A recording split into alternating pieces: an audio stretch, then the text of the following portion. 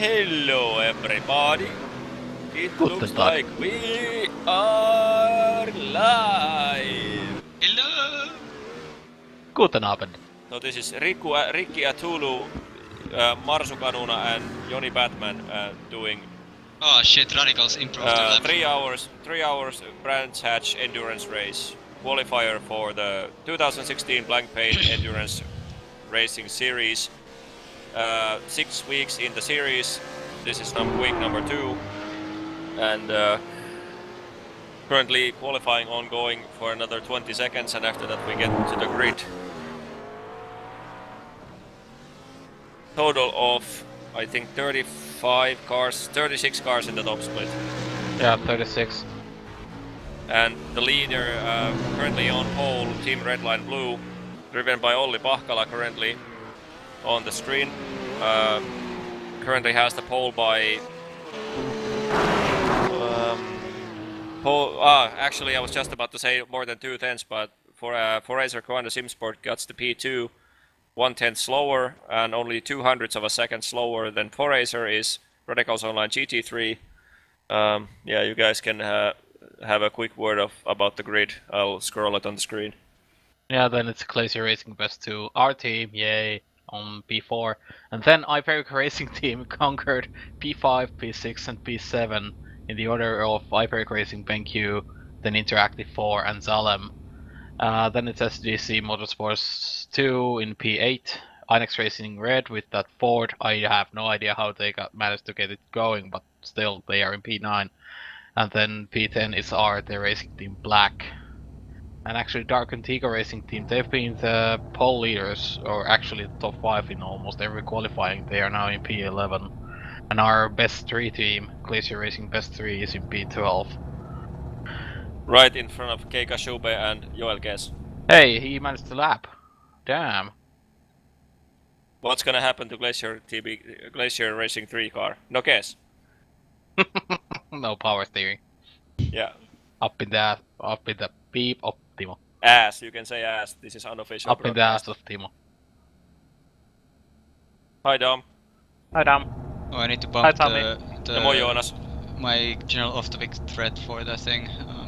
Let me do that. But just shows, I mean, look at the last 2 places, excluding the last 2 slots on the grid. 34 cars within 1.2 seconds, and people say that real-life racing is close and tight.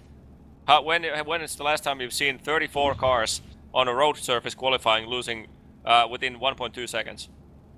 And P5, P6 and P7 in 500th of a second. Yeah, between them. I bumped up the general off-topic thread. Oh, and who's gonna go spot for Kimmo? Joonas haista vittu. Pitäisikö kikata Seulta? Joonas, olet laiska vittu. Yeah, I did, Tommy. Hi. I love your blue car. Here we go, pace lap. Who's gonna go spot for Kimmo? You. I can go. I can go. Okay, I'll go. I'll go. Don't leave me here! No, you I- should yeah, I be do. handle- you I'm should be gonna leave handling. here. You should handle in the broadcast. I can go spot. No, I'm alone here. I'm back! I'm back! Yay! So, early predictions, what's gonna happen? Puhakka is gonna wreck. Well, that's something we already know. Well, yeah, in all fairness, it's gonna be tough for Jonas because Joni Takanen actually did a pretty damn good qualifying for the McLaren, and so far at least, Takanen has clearly been the fastest driver in the McLaren for the 3 teams. So will be interested to see how Jonas can handle it. Especially there's lots of fast guys who didn't nail that good of a qualifying time in the. Didn't do that good in qualifying, but they are fast in race pace. I'm thinking Jonas is going to be in trouble with Dark Antigua and Falcon GP and Inex Blue. So I thought Jonas starting the race was a joke. Actually, he's doing it. God damn it. So currently working through turn 6, now to the bottom of the circuit, uphill again and towards turn 7, blind apex right-hander, Olli Pahkala, sorry, Jörn Jens this time starting for for the red line car. Coanda Simsport as Adai Kovalopes starting this time. That's the front row. They just came through the most annoying corner ever. And so far for the 2 races out of the 3 possible, this is the 3rd race of the week and last race. And so far the starts have been fairly clean, but when I say that I'm pretty sure I'm gonna give the commentators jinx and they know something bad is gonna happen. Let's get ready to go green. And we're going. Green, green, green! So far nobody has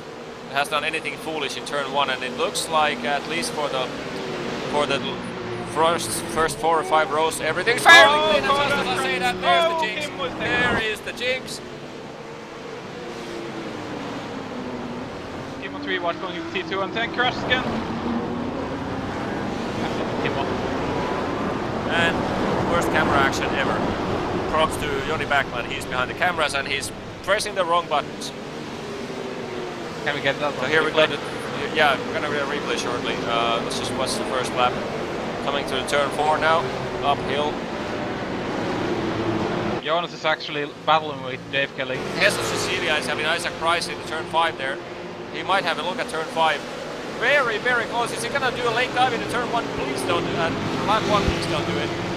Yeah, he doesn't do it. Isaac Price maintains the 6th position. Timo looks.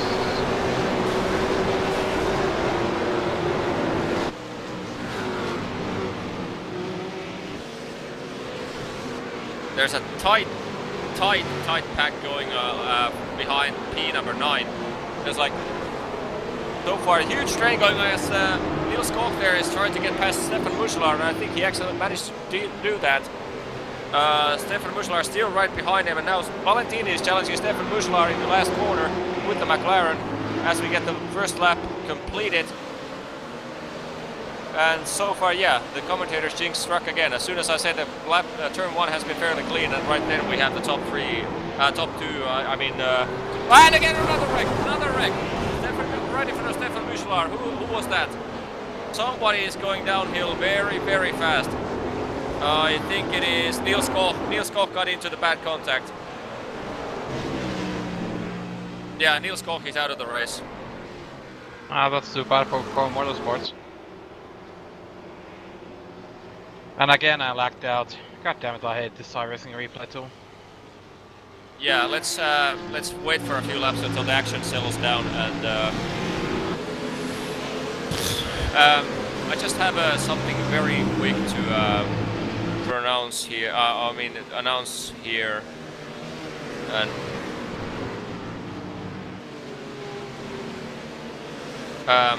yeah, I have just this to say.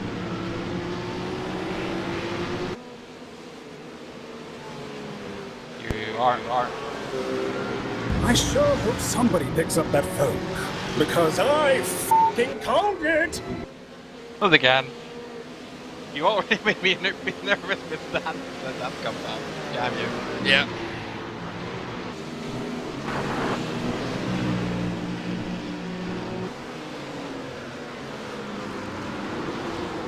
So now the field actually managed to spread out quite nicely. We have 3-4 tenths apart. Pretty much everyone, even in close fights, are within 2-3-4 tenths, except Norbert Schulzer, who is having a run on Johan Lespinasse, which is actually getting very tight in the turn 2.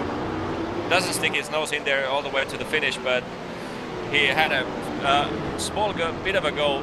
And meanwhile, Ben Tusting is chasing Marin Eskolak for P4 now. Right now, Iberica Racing Interacting is trying to pass Iberica Racing Zelen. So basically Iberica versus Iberia here.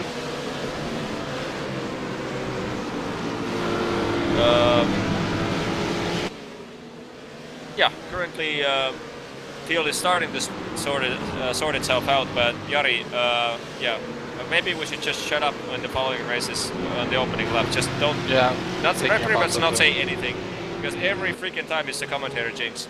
So I'm looking at the turn 1, lap 1 incident. Oh dear. Who was the car, by the way? During Bootaloop, Radicals GT31 with Urnians. Okay, as soon as the side panel gets through scrolling with the current results, let's have another look at that. Yeah, Jeremy Bootaloop actually survived that, so he might be a spot to follow. That's not a small wonder, because he's on the inside. And I lost him.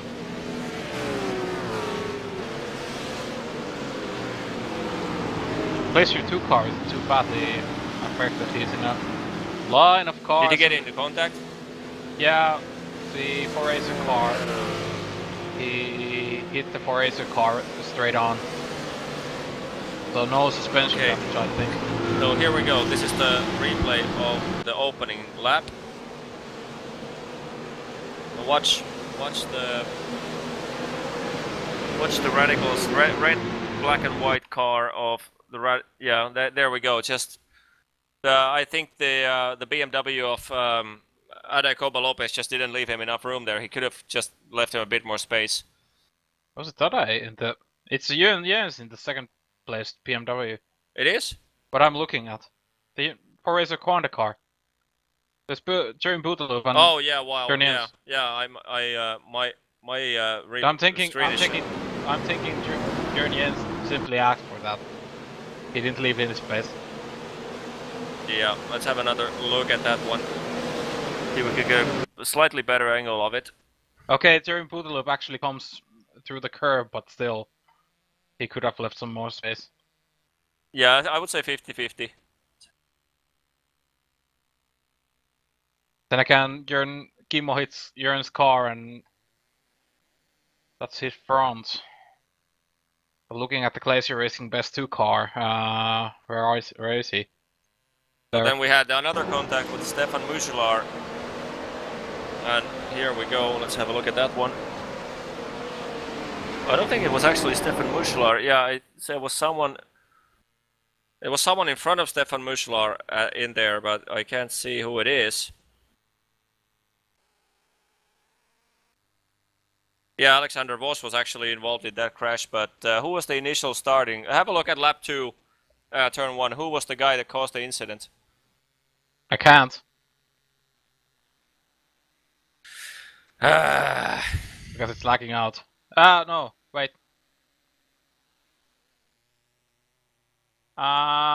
It's... Marcelo Rivera? Yeah. Okay, let's have another look at that one. He punts Joel gets. But goes sideways, and then... Yeah, Rivera Here we go. simply couldn't hold it. And Alexander was... Nils Koch just hits him. Yeah, that was a late dive in there. Yeah. Bad move. In a 3-hour race, yeah. We had a crash. I heard a contact in our car. Can you have a look at what's happening there? Kimmo is actually battling with Jesus Cecilia. Where was the hit? Damn it, everybody's lacking out again. And then we had the last contact with Niels Koch there. Yeah, that's not the contact. But here we go. Before we go live on live screen again, this is the contact with. No, I think it was the same incident. Yeah, that was the same incident. Okay, so. Yeah, Nils Koch was the same back incident. Live, yeah. Back live. And then we focus on Jesus Cecilia against Kimmo Suominen. Kimmo Suominen is fighting Jesus. Everyone should be fighting Jesus. I know.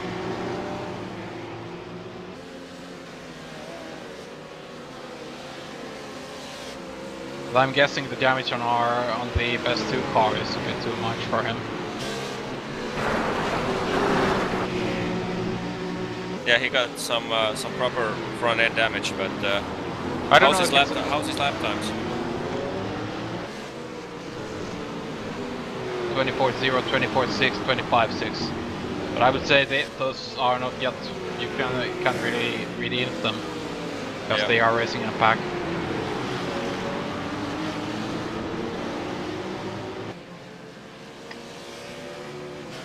Then again, what's happening in the back? Oh, Diego Comuni is fighting with Jonas Puhakka. Yeah, John Hall. John Hall is having a go on Diego Comini right now because Diego's fighting with Jonas. He gave him a door open. No, John Hall lifts it. But then comes Stefan Mugelar. Is he gonna really push it inside in turn 6? No.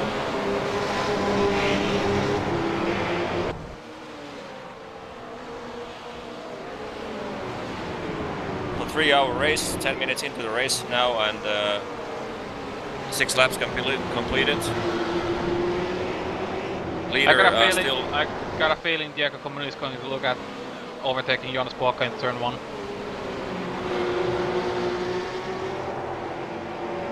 No, he won't. Won't be able to get around. Don't peek! Don't peek! It's never good. Oh, and boom, Ocon bump. hits him. Yeah, and I'm pretty sure now adrenaline level for someone goes up 500%. And Jonas is spinning. Jonas is spinning. No, he didn't. He lost the position to the Ocon and now John Hall is passing him. But couldn't. Yeah, Jonas clears him. Oh, almost hit him. Jonas clears him. Now John Hall is going. Whoa, dude. And Jonas takes the grass on the outside. Man, his adrenaline levels are really high. And now this is going to be a problem. Joel Guess is trying to go to the outside. Yeah, Joel Guess was responsible for the huge crash in here in the last race. Yeah, they hit. That's pretty much a race over for. I would say that's a bad damage. No. Now Jonas is dropping like spell. They would be racing if they survived the first hit, but it doesn't look too too good. Does he have damage? Doesn't look like so. That was a bad-ish contact. The quarter yeah, panels. Yeah, car seems. The left side is a bit cramped. Still, the car was relatively okay. I mean, compared to Kimmo. Yeah, the front is good. There's only damage on the left hand side, on the door.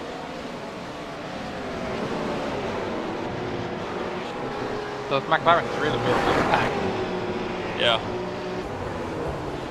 Plus it drives like one around here. It's clearly the least competitive in here. Yeah, the problem with in the short stint it's equal, but the harder it gets, the faster it eats the tires. Yeah, after 15 laps, it's just gone.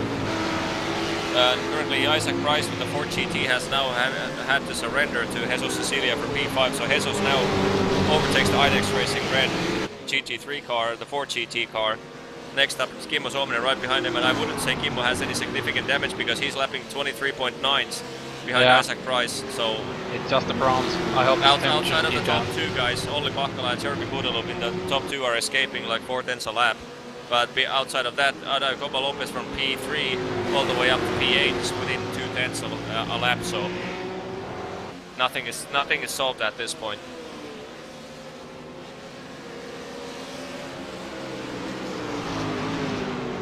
Yeah, 24.3. It's going around. Okay. While the race is going on, yeah, go on. Jonas is in a heat of a moment right now. There's 5 or 6 cars behind him. Juha Hanhikorpi is really looking feisty here. Oh, there's a crash in T2. I could have a quick show on the. This is the championship points currently. I can have a.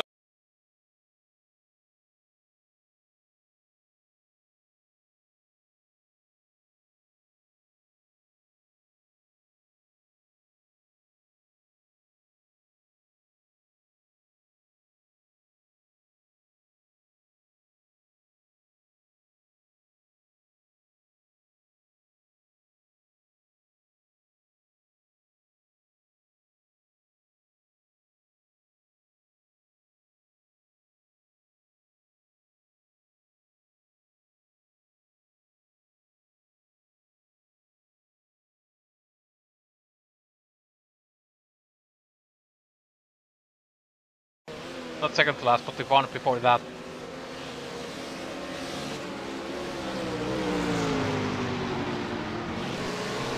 That's actually something I would show up in a replay. That was, well, basically a normal pass. Okay, nothing special. You don't see overtaking that corner. Yeah, sound was fucked pretty much. I would say for the reason if you referring to the race sounds disappearing, that was because I used a different set of overlay to show it to you. But the IDEX Racing, the Red Line Team Blue is who is leading the race is really under the guillotine here because they have bad Road Atlanta week where they only scored like I have to check that one out. I think they scored like 50 something points. under 60 points. Yeah, 60 points or something. And during this week, the best that they had due to the disqualification and too many incidents in a race was I think 90 something points. So they total less than 160 points so far. And if they don't get a good result from this race, I mean, let's say the 90 points from the last race would be their best and final for this week. That would mean that they would need 270 points per week for all the remaining 4 weeks in order to get to the current top 40 limit even. And so that's pretty much a do or die situation for them. Really trading lap times here. I mean, not that what's behind him, but during Bootaloop is really able to keep up with only Bakala and the red line blue car.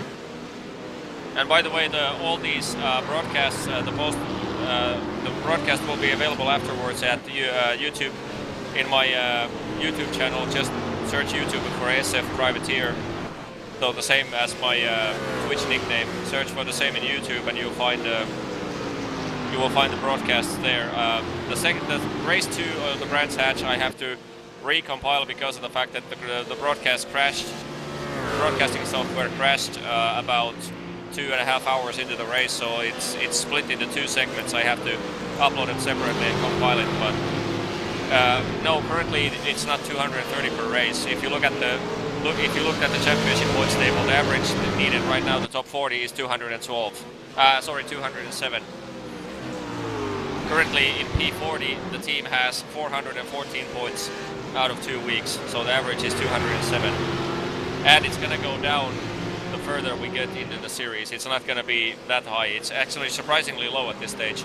Naturally, there are teams that had bad results so far, so it is gonna increase from the 207, but it's not gonna increase that much. We have a fight for P6. Kimmo is trying to overtake Item Price. And Keika Shupa is trying to overtake Kimmo. The fight for P6 is really clearing up. And saying that just have someone with lower I rating and get to top split and win that, second split and win that, it's actually impossible, at least for our team, because every one of us has too high I rating to even think about getting into the second split. For Team Red Line Blue, that actually might be doable, because in the first race in Road Atlanta, they actually had someone else register the race for them, and they were in the top the second split. So and also for them it might be an option. And also the 2 races this week. Yeah, but why should you register for the second split if you're winning the top split? That's Wagner logic. Top 10 currently is lapping the fastest lap times. I can actually show it in the display right now. The fastest lap times, leader Olli Pahkala did fastest lap 123.592. Jeremy Pudelov in the draft behind him 123.538. Here you go. The number in the left shows the current position in the race. And Core Motorsports in P36 says nothing. That's because of sorting thing, but they did DNF before lap 1, so that's a bit of a bug in the telemetry, but yeah. There you can see the fastest lap times for each team.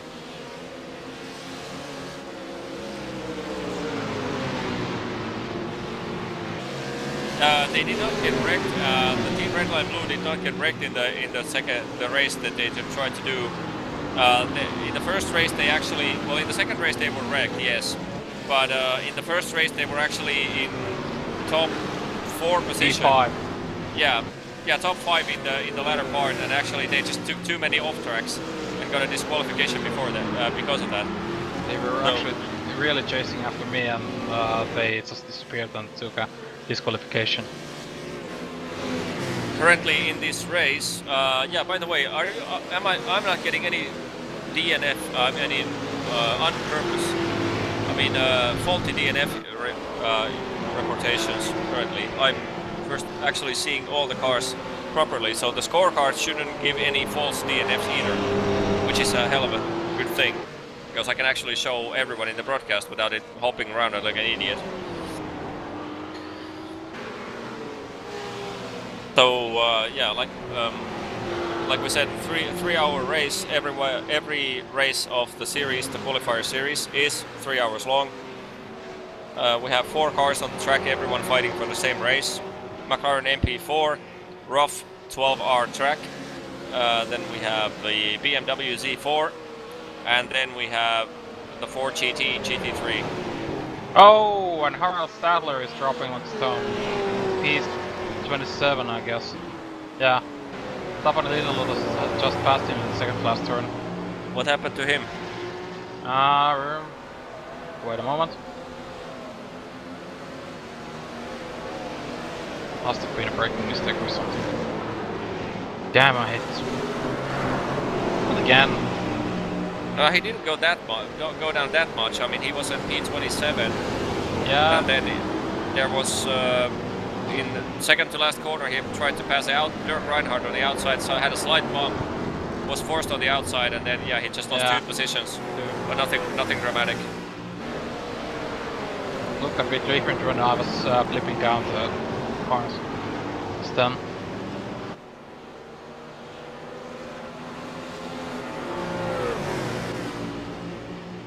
And actually, yeah, there are 2 glacier cars, P27 and P24. Wow, Jonas has gone on fast. I mean, they started what? 17? 12. Yeah, 12. So we let's have a look at the biggest gains and losses. But I would think that the Glacier Racing 3 car's current performance is one of the highest on red.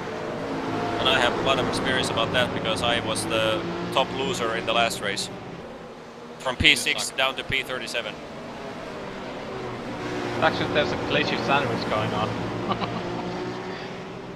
Yeah, pretty much everyone. There are a lot of green dots there, as you can see. So a lot of people have gained positions because of the fact that there was a lot of DNFs in the opening lap alone, so that helped.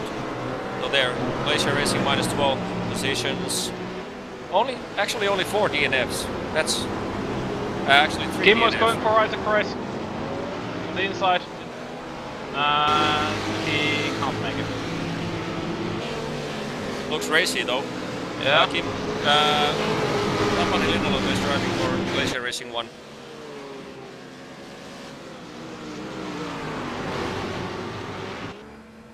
He's been really active this week, just like Kimmo. Yeah. And Isaac Price seems to be in a bit of a trouble. Now Kimmo is trying to make a pass on this last turn, going to the outside. Actually could do it if he's able to pinch him. They hit. Yeah, slight tap. Then again, can he clear him? But it wasn't even a 0x, so... Yeah, and then Falcon GP is going. Will they? No. Isaac is still Still too wide. I mean, now the 4GT has an edge, unless Kimmo drags an insane exit speed. Yeah. Is the 4GT gonna push it? No. Nice pass there. Very nice pass. He's losing his rear end. Can he keep it? Yeah, he can. Yeah. Unless you have a good run straight in front, out of the corner, it's very hard to dive inside. Then he has to be afraid of Kashupa. Yeah, Kashupa is right behind Price, and I would think that well, the 4GT actually is able to beat the BMW when it has a draft. So for now, Isaac Price should be safe because he's enjoyed the draft from the BMW braking force. Yeah, the braking force is going to be a problem with the twisty section, so the BMW might actually get the 4GT in the next 3 corners. Meanwhile, the leaders, the Jeremy Budelov is currently hanging at the rear of Olli Pakkala, just like all the 2 races before this one. Through this week, the 2 BMW cars of Radicals have really shown the brute pace is just through the roof. And to all the fans of Vortex Sim Racing, Vortex Sim Racing Blue has overtaken Vortex Sim Racing White. So no.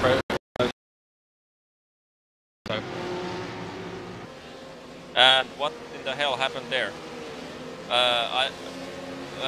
In the stream, was it flickering like black? No black. I mean, did the screen go on off? Yeah. What the hell? What was happening? Why was it doing that? I haven't touched anything. Must be a Twitch thing.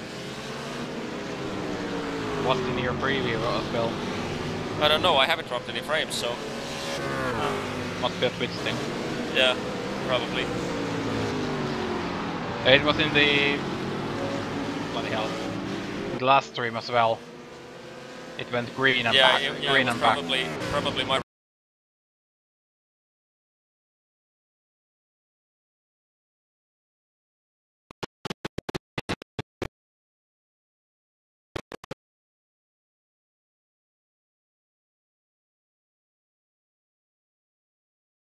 because why is it doing that? It's again black. Yeah, but basically it throws the audio as well. I mean, is the PC having some issues or what? Because no, the stream is just fine. It's just I have no idea what the hell is causing that, like blackouts. I mean, the PC is running right next to me and it's running just fine. I have no idea what causes that freeze all of a sudden. PC is not even going hot. It's actually very cool. No, it's not the internet either. It's something in my PC, but the temperatures are way lower than the temperature of my palm, so it can't be that issue.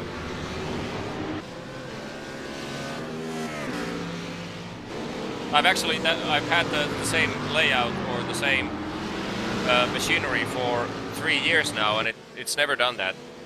And there's fight in P29. Oh, Mark Payne. P30 actually. Mark Payne really doesn't enjoy P1.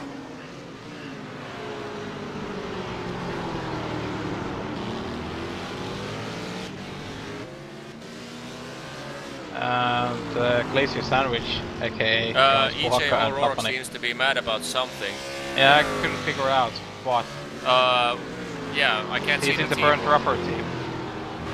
So who's driving for it? Trey Aidson. Car number 6. So what the hell happened? He was very upset about something.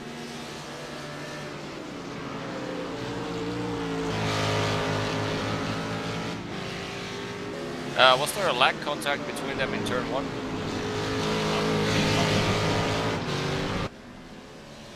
No, No. Blazers aren't attacking anyone.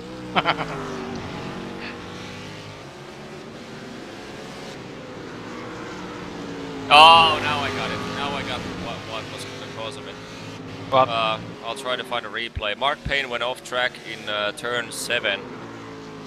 And then was partially off track and returned straight in front of him, and it has a slight tap in the corner. I'll try I to find think a EJ replay. got lost.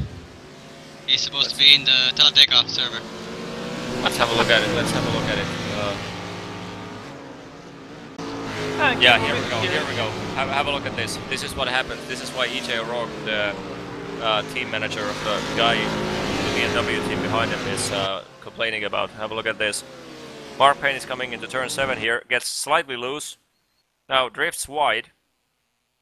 Goes partially wide. And now immediately returns to the track, which is pretty much, I can't blame him for doing that because he's really not, if you can see right here, he's not that far off the track. So exactly where should he go? So there's pretty much, I mean, he did it pretty much as good as he can. If he goes to the grass more, he actually risks pushing it through the corner. So, sorry, I had to look it up on the stream, but still, really. yeah, I mean, Mark Payne did absolutely nothing wrong there. I think EJ O'Rourke should get another banana. Go get a banana. Yeah, heal it. This is a slippery slope.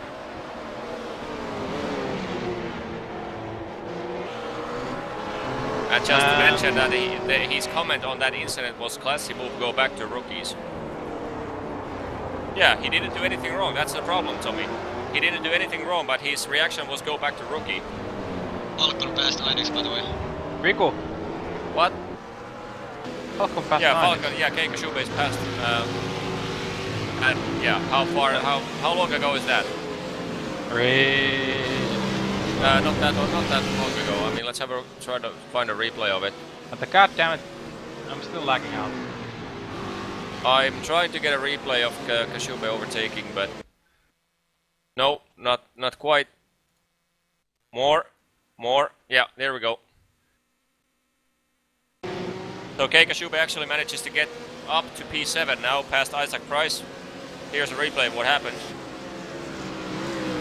Late braking into turn 1, Price gives him plenty of room. And it wasn't really an overtaking attempt into turn 1, just peaked there and Isaac Price went for it, and now he has a good line through turn 2. And well executed pass there for Keiko at P7. So Keika Shube now is having so far a very good run, unlike yesterday where he actually ended up wrecking. I think first he lost his connection, started like P8 or something, went all the way back down to the grid, lost 2 laps because of his connection in the internet right before the start. Then climbed himself all the way back to, I think it was like P15 or something. Yeah. And then wrecked the, I think, P6 car out or something. We couldn't P1. figure out. Yeah. Oh yeah, leader. Yeah. We couldn't figure out what actually caused it because of the fact that the replay was lagging for all of us. So we didn't see K's car. All we saw was a huge wreck. So, but currently K is doing a good job and in the position where, in my opinion, he should be. What's happening at the front? Still currently watching Hard staying. Racing Team Black, and currently, by the way, I'm pretty much I have on my broadcasting tool I have the option to see exactly who has had how much camera time or what team has had how much air time. I will try my best and provide all 36 cars on the screen at some point, so every team gets a little bit of air time. Currently, like half the field has been dealt with, but yeah, if you want to see some particular driver or different camera angle, etc., just ask. As long as I'm like in the broadcast booth listening, etc., I can pretty much react to it immediately. If I have to go spotting for Gimmo, then it's not that easy. Dave Gilling is actually gonna have a run of Marin Eskolak here. Actually, is Marin? Oh, no, actually Marin Kolak was having a run of Fernando Garcia Perez there, and now because of that bad exit, man, Dave Gelling is now having a run on Kolak, and he's surely gonna have a run because BMW it does not have as good a top speed. He's able to pull right beside him. He's gonna stick to it or try to cross over here. Doesn't try either one of them, fails it badly. In my opinion, he should have just lifted and went for crossover because the BMW had to lift quite a lot there, so he could have pushed it on the inside. Jari asked for overtaking spots. What do you think are the best? If you had to name, like naturally there's turn 2, but if you had to name 2 or 3 places to overtake, what would you say? Turn 1, turn 2, and then the turn 5. And maybe the last corner. Whatever that is. But you have, yeah, pretty much those I would indicate as well. But for turn 5, for example, passing, if someone takes a defensive line, which they usually do there, you really have to set up the pass in turn 5 and then make the pass in turn 6. So, like you saw there when the Inex Racing car was having a run on Marin Kolak in the Iberica Racing Team car, he was right next to each other going into turn 5, so he could have lifted into turn 5 bit earlier, got the crossover, a good exit out of the turn 5, get to the inside into turn 6, and then complete the pass in turn 6. So this track has such a flow that overtaking in one single corner and getting it done all the way in one corner, I think actually turn 1 is the only turn 2 is the only possible place to do that, unless someone fails a badly. You'll have to set it up in T1. Yeah. Turn 1. Yeah. Then again, we've seen overtaking into turn 5 with Johan Espinosa is having a run on Matthew Daniels, sorry, JCL Rough Sim Racing cars having a successful pass, clean pass there, no defensive line for Matthew Daniels, so P17 for Johan Espinosa in the JCL Rough Sim Racing car. In turn 5. Yeah. Then, like I said, there was no defending, so that in that case, turn 5 is a good place to overtake. Then I can have, like I said about turn 5, you can actually fool the other guy to braking a bit too late and going out. It's not that hard. I've done it 2 times. Let's visit the leaders shortly. So here's Olli Pahkala, Team Redline Blue car, desperate in chase of a good set of points here because they are really under the guillotine. Like I said, they need good points. If this race ends up a DNF for them, it's pretty much a wrap in terms of the getting into the top 40 in the Blancpain. Blancpain or whatever the hell you want to call it. BP Endurance Series, I just call it that. So, getting into the World Championship Series for 2016, you need to get the top 40 in the final standings. And if they don't get a good result in this race either, it's pretty much starting to be a desperate situation because they would need approximately 270 plus points for each of the remaining 4 weeks to get to top 40. And that means top split for top 7 finish each week, which is not undoable for them. They have two They have the very capability fast to do that. drivers. Yeah, they have the potential to do that, but they cannot have any single like misfortune after that. So if they get a good points, if they get a good finish from here, it's just a completely different story. Dave Keeling for Unexclusive Racing Blue is really playing out the roof's high card, aka its top speed. He just again tried to overtake Martin Eskolak into turn 5. Martin driving the BMW, he doesn't have the top speed that the roof has. Yeah, but BMW overall is actually, I would say, pretty close to superior car around here because yeah, it's really, because of the fast corners. Yeah, fast corners, and it doesn't eat the tires as much. I mean, Road Atlanta was McLaren's and the Roughs dominating the field, but BMW actually was equal in lap times in Road Atlanta as well, but they lacked the top speed, which was a bad deficit for them. What is it, Riku? Anyone of you want a spot for 5 minutes? Sure. Okay, so here's Riku ruining your day. Riku ruining the day since 2005. What's happening with Kimmo's car? I guess the car is pretty okay. I mean, he's not complaining about the handling, but I guess it's losing a bit of straight line speed or something. Well, does Kimmo ever complain? Yeah, that's true, but like, you look at his nose, it's completely crushed in, so it's a bit unfortunate. I mean, I would have hoped he would have pressed a bit more brake pedal on the, in lap 1, turn 1, but I guess you can't have it all every day. Yeah, but there was it's so and it's so situational that you never know. Yeah. I probably would have done the same. But yeah, I'll be off for 5 minutes. Okay. Then I've lost my camera tool, so he'd set it up to something automatic. Yeah. Nothing really. Pretty much all of the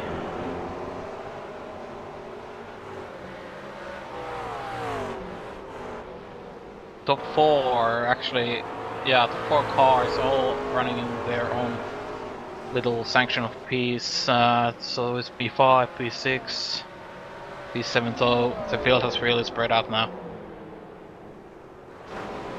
First actual fight we have is, well, still the Iberica Racing Dalem and Onyx Racing Blue, and Onyx Racing Blue is really going for it. Dalem let them pass. Dave Keeling passes Martin Eskolak. Iberica Racing Dalem drops into P11.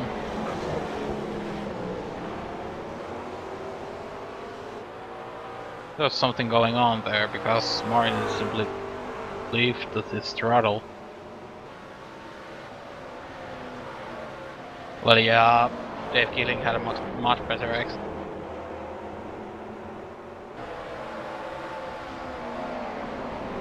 Oh, what's happening with the Glacier Sandwich? They've actually dropped quite a bit. Jonas Puhakka is currently fighting Tapani Linnalota yet again. And I wonder if Puhakka's car is a bit damaged. Yeah, Tapani's car seems okay. Then again, the lap times aren't dropping that much.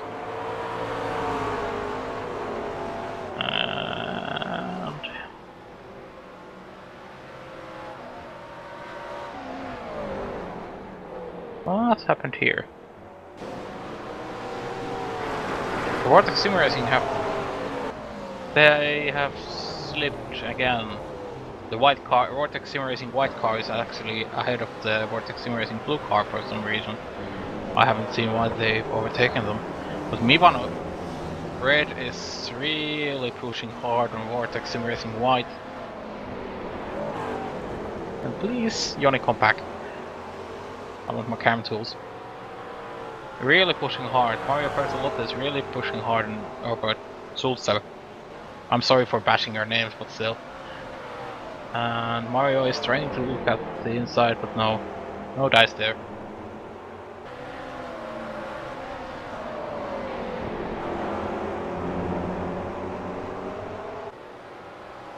Somebody go say best 3 and best 1 that they should switch positions, because I'm thinking Tapani will be faster than Puhakka.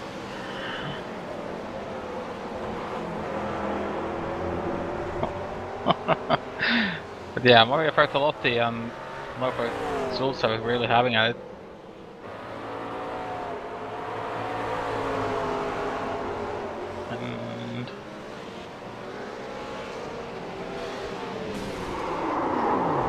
What's gonna happen in T1? Nothing, but I hear it's lost. Oh, Zoltan is really going wide. Really lost going into T1. Did you guys spot the John Hall wreck? No. Well, there was a wreck. Replay! Right. Turn 3. Replay. Oh, did he crash? Dear. Oh yeah. What was Diego trying there?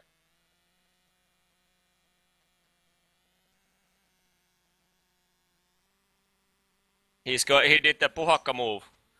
Curving braking zone, and he just had to take the inside line and start braking, and then when you do that, brake hard, the car pushes straight. And that's what happened. So that's John Hall's race pretty much ruined. I'm thinking Yeah. he hit the rear tire.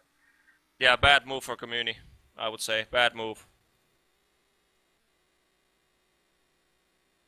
Nietzsche seems pissed. I don't know what? why. I have no idea. It's...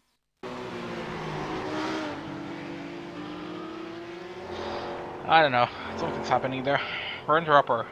What's happening? PJ, who's driving for Inex Yellow at the moment? Or is anyone driving? They aren't in here.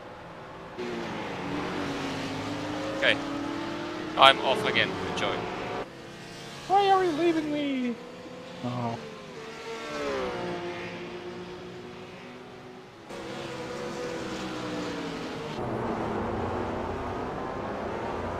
So there's really nothing happening here right now.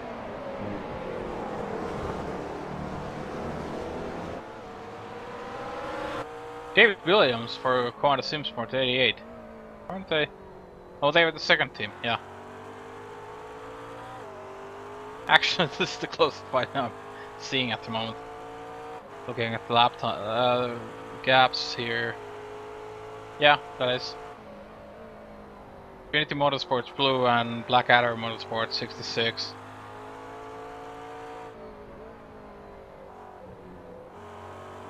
And this is for P27. P26.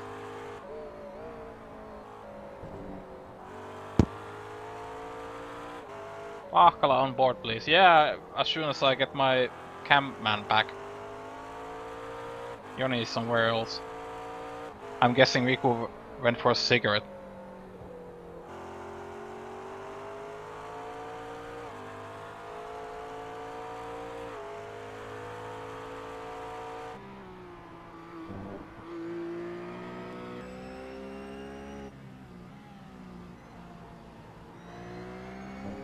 Something happening here. Oh, what's happening here? Inex Racing Blue is overtaking RT Racing Team Black into turn 5 and did it. They managed to do it. Nothing really. ART Racing Team didn't even try to defend, so nothing really major there. Simply swapping a position, and now Inex Racing Blue is in P9. And Bakala on board, please. Yeah, it's on.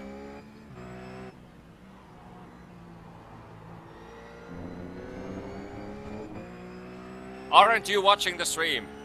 It's on, but I'm focusing on the iRacing thing.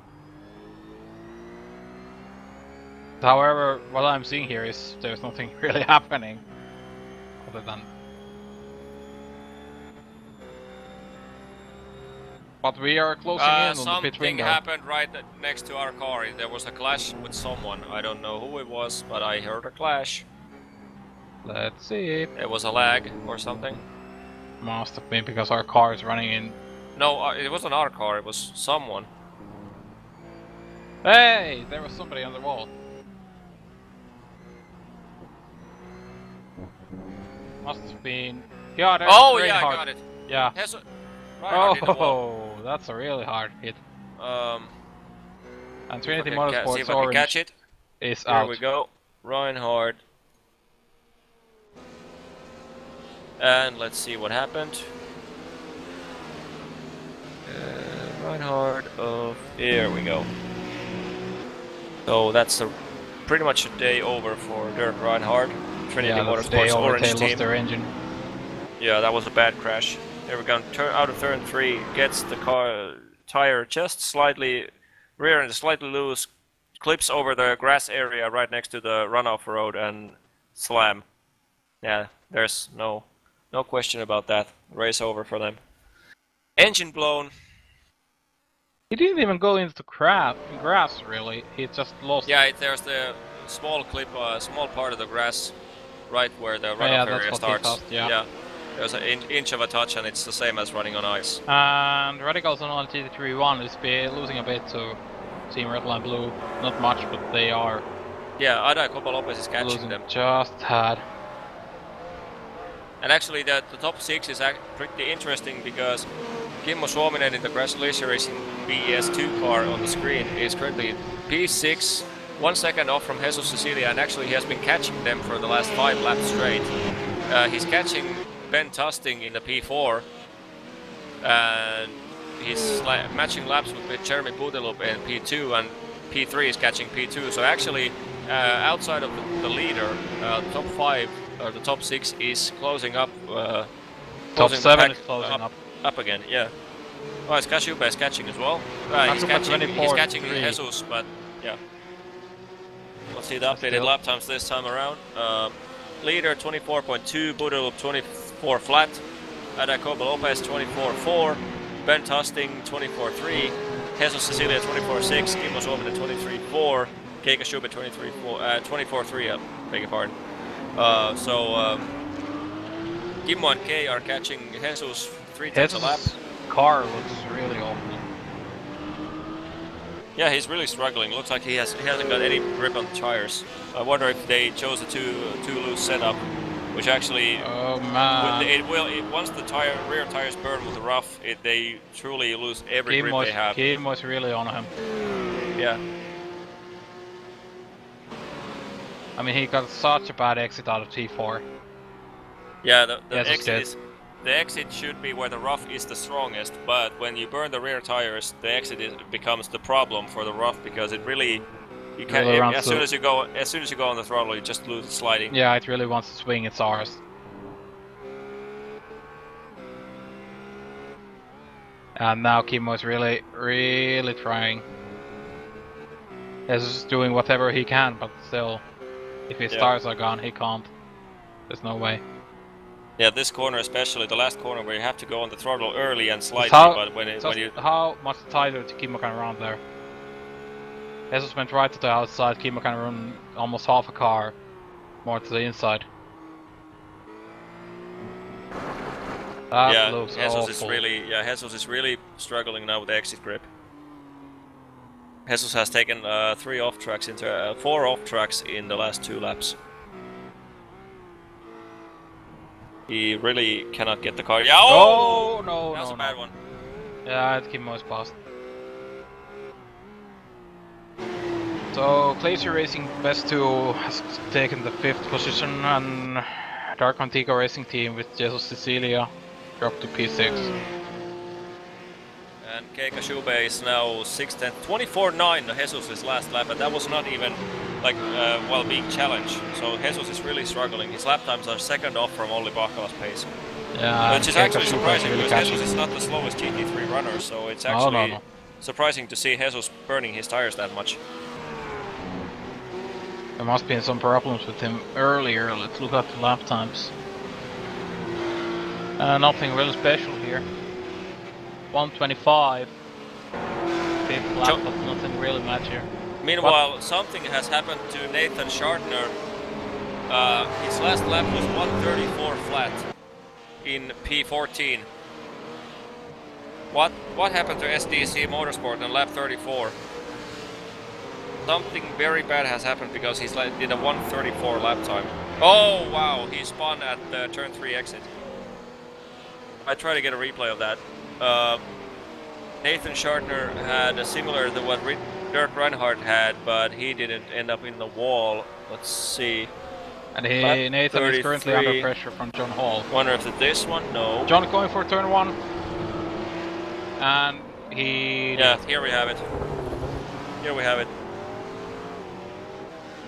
This is what happened to Nathan Schartner a bit earlier. Yeah, that was not even the clipping of the runoff area, that was simply a braking error, and the rear end was just too loose, but that cost him 10 seconds. And then a replay of the what just happened. John Hall overtook Nathan. Yeah, let's have a little replay of that as well. There we see the McLaren doing it. No. And whoever is asking, is Glacier Rock losing time? Apparently not. Kimmo isn't complaining. Yeah, the only thing that they lost about like a 1 km/h top end speed at the infield straight, so nothing dramatic. Surprisingly, looking how bad the front end looks, it doesn't seem to affect the car at all. But I'm hoping the water temperature isn't rising. Yeah, the temperatures were okay. I confirmed that from Kim. Yeah, good. So there you had it. P14 for John Hall. Good clean pass. And meanwhile, Isaac Bryson also had a bad lap, 25.5 in P9. And Dave Gelling actually has managed to pass him and is up to P8. I actually think the slow lap time was because Isaac let Dave past him, and that lifting cost that extra second, because that lap time seems to me like identical to the lapper if you are a lapper and just lift the throttle. Yeah, there was nothing really major. He just let the car by. Just looking at the replay, just before the last corner. And here's a good fight going on for P18. This is Mario Bertolotti in the Thrustmaster Mibano Red Team against Pure Racing Team 112, being driven by Meikolo Uribe Romero. And these guys have had it for I think the last 4 laps. Nothing dramatic has happened, but these guys are pretty much as close as anyone in the track. And Team 4 overtaking here, late braking in the turn 4. That's a surprising place to see someone going for a pass. But now bad exit for the front runner, and another run coming out of the turn 5. And the defensive line from Pure Racing Team now outside line. And is he gonna go for the crossover move? No. He looks like it. Yeah, he is going for it. He is going for it. Turn 6 inside. No, surely he's not gonna dive in. Yeah. But that was a worth of attempt. Jonas is dropping. He's now in P24. I mean, not that long ago they were best Glacier Racing best 3 and best 1. Now it's best 1 for Kohana Simsport 88 and then best 3. So I'm guessing Joni Takana is really happy. Yeah, looks like there's like a handful of people in here that really know how to do low 24s through the whole stint, but I've been looking at the field from P12 downwards. Marian Eskolak is, Marco ID Akunto is currently P12, doing the first one doing low 25s, and below him, pretty much everyone is doing 125s, including Jonas in P24. So it's really, I mean, this track is really like a challenge for everyone. It really requires you to feel the flow of the track. Even no matter how much you try to push the car, it's going to make you slower. You really have to learn the flow to be fast around here. What's the common thing between position 15 and everyone into P20? I don't know. Everyone running a McLaren, so that's really not a great car here. P15, actually, 16, what's the top McLaren currently? It's Mibano Black, or yeah, Mibano Black must be. So P11.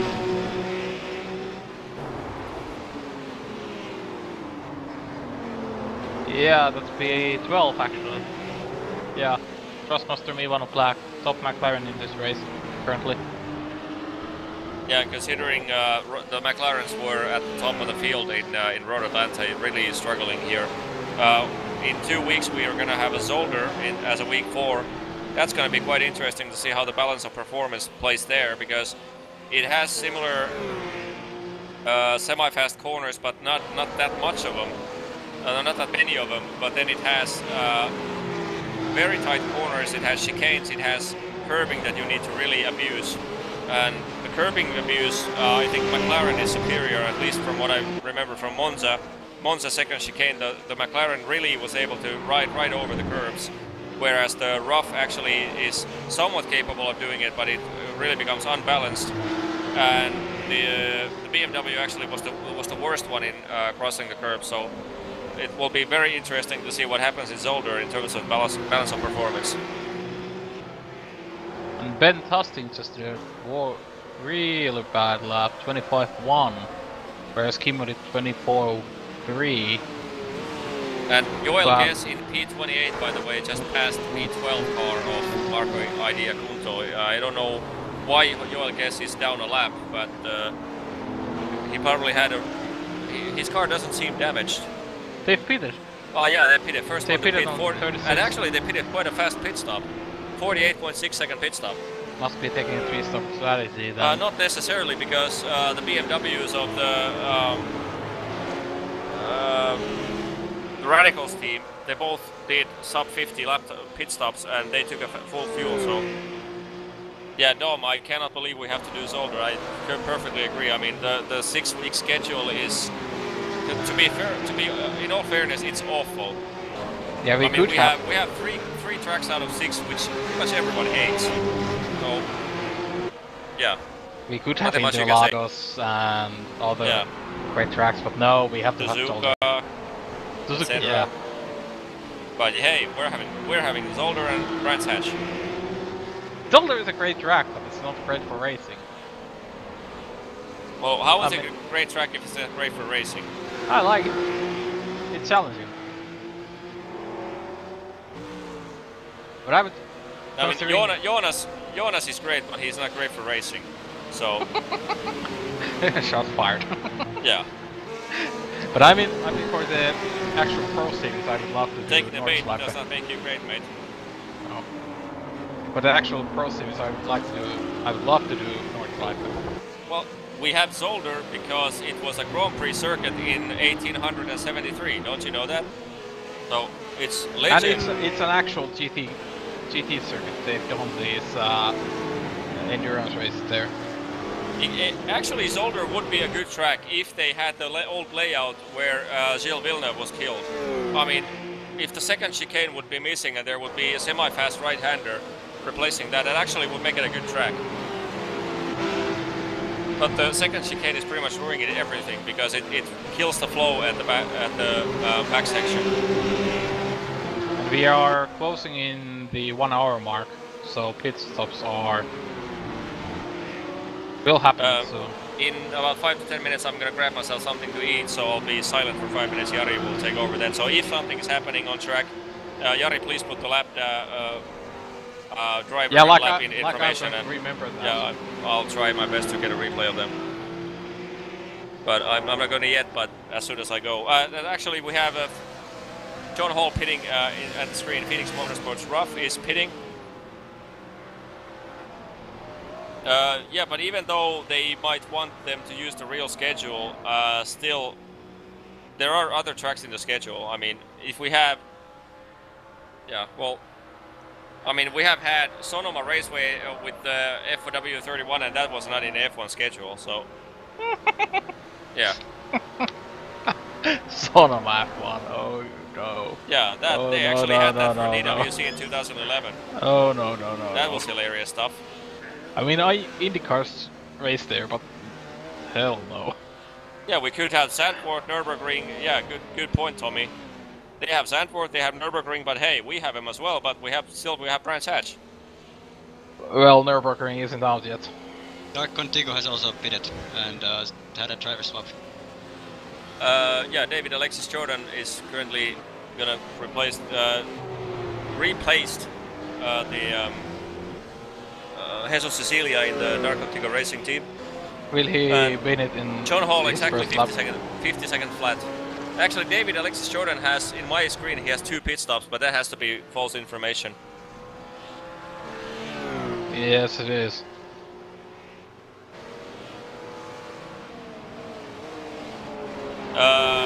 Yeah, Spa. I would actually love to have the Paul Ricard track in iRacing, but I think that's. I mean, that's not a must track. I mean, I would pay pretty much double for a normal track to get a Sepang. Sepang circuit in iRacing, but I mean, Paul Ricard could be like a fun track, but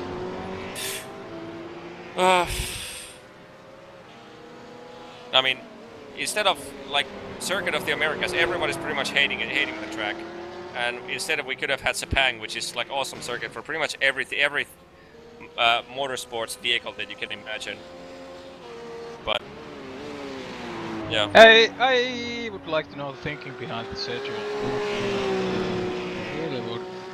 Is it because of the Blancpain Now the pit deal, cycle or... is on, by the way, so the telemetry is really bugged up right now. So the results might, the ticker that you see on the top screen might be completely wrong from what is actually the truth. Both Ivegas in the pit. So I'm not gonna show any. I'm not gonna show any standings before the pit stop cycle is done because. And yeah, opener, I totally agree. That's the only track where Herman Tilke actually managed to make a good track. Is the Tilkedrome? Yeah, it is Tilkedrome. You wouldn't believe it because it actually has sand traps. Most likely it's gonna be full concrete in 2 years anyway. Don't tell Pia. Don't tell. So Ada Coba Lopez is currently pitting. Pentasting is pitting. Yeah, sorry, wrong info. Yeah, Iberica Racing BenQ is currently pitting. And Ben Tusting is still sitting in the car still, so Iberica Racing Interactive 4 is not changing the driver. Panda Motorsport is pitting. And Kimmo is gonna pit on lap... is 45. Actually 40, yeah, at the beginning of lap 47 Kimmo is gonna pit. He's currently completing lap 44. Unless right now, unless and the front damage has created so much no, track. he has 2.5. He has 2.5 laps of fuel, so. Oh yeah, I can see those as well. Yeah, so yeah, so he's gonna do 46 full laps, and at the beginning of 47 he's gonna pull the pits. Yeah, comeback of Glacier TV unofficially. With an idiot. And currently David Williams with the Ferracer Honda Sim Sport car is up to P9, challenging Ada Coba Lopez. I'm not sure why it shows David Williams 0 pits and the pit time 287 seconds. No, I'm not gonna broadcast WCS, and you know the reason. I told iRacing staff that I would be happy to do WCS for free if it wasn't for one person. Like that's gonna raise any questions. Yeah, I'm not gonna say who it is, but everyone knows who it is.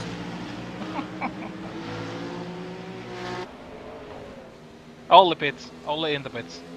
Team Yep. Red Line Blue in the pits. Radicals Online GT1 Takes the lead in the GT3 race. one. Yeah, and they are still continuing. So is Kimmo. They are also gonna do the 46 lap tactic.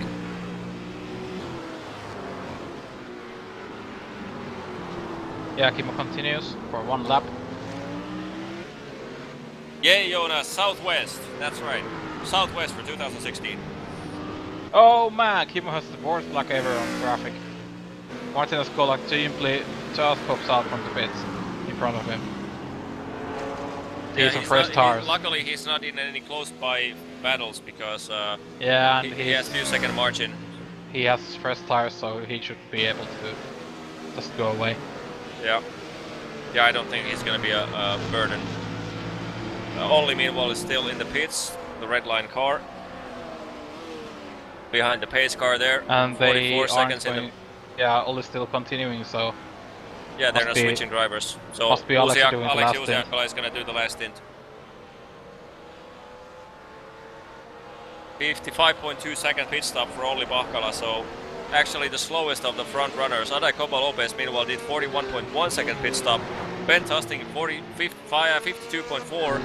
David Alexis Jordan 49.2. Hooteloop's still going.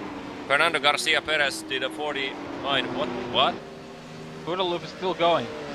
He didn't pit. He actually managed to save fuel behind Olli at the start. Must have been. But the BMW is surprisingly good at saving tires. Must be using Mach 2.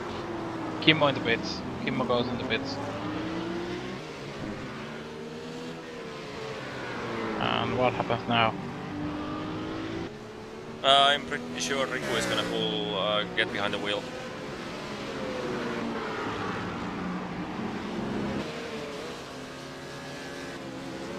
Yeah, Rick was popping in.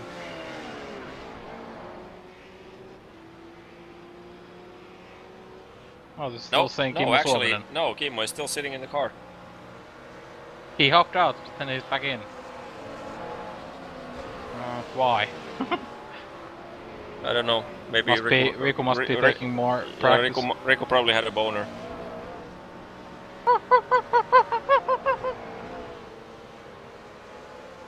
We had a bit of a miscommunication. Oh no. Yeah, I saw that. That's what a boner does. So, what determines the pit times? Pitting starts as soon as the jacks go up. And put a loop in the pits. So, and we have a spam bot. Jari, if you please. So the length of a pit stop is only the time that takes the car to get on the jacks and get down from the jacks. So basically, from the standstill, at the time the car goes to a standstill, at the time it departures.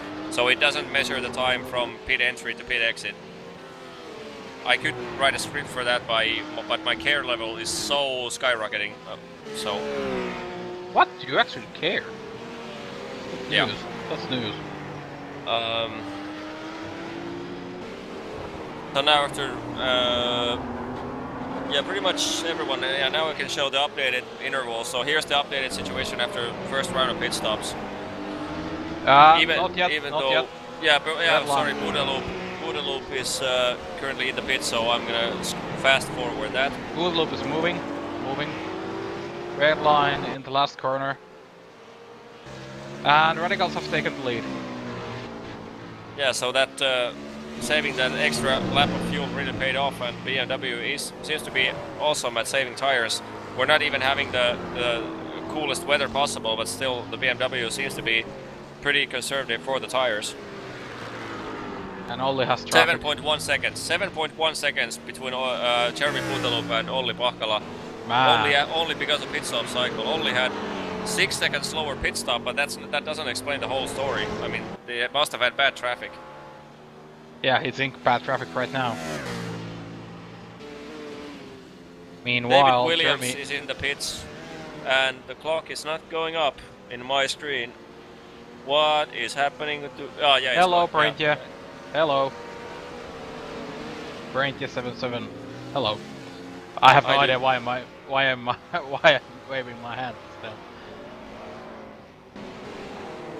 Tight battle for P11. Sebastiano Filosa in the P11 in the Thrustmaster Mibano black car, being chased by Phoenix Motorsport. John Hall actually has it going in turn 4. Is he going to push it all the way in? He is going to push it. He's going to push the Mibano car on the outside line. That's a tricky corner to do at the Mibano. Mibano sensibly lifts off the throttle. Yeah. Stucks behind him, but in the process he gives, and now he gives Stefan Muselar the run. So Muselar now has the inside line into turn 5. He's surely going to complete the pass because of the inside line. So is he going for a cross? Filosa down 2 positions in 2 corners. Muselar defending. Yeah, he makes it. He's not going to do the crossover into that downhill. Pretty much impossible to pull over. Pull off. Yeah, pretty much impossible. It's Mibano we are talking about. Yeah, but you have to late dive into that turn 7 uphill, and even Mibano cannot pull it off.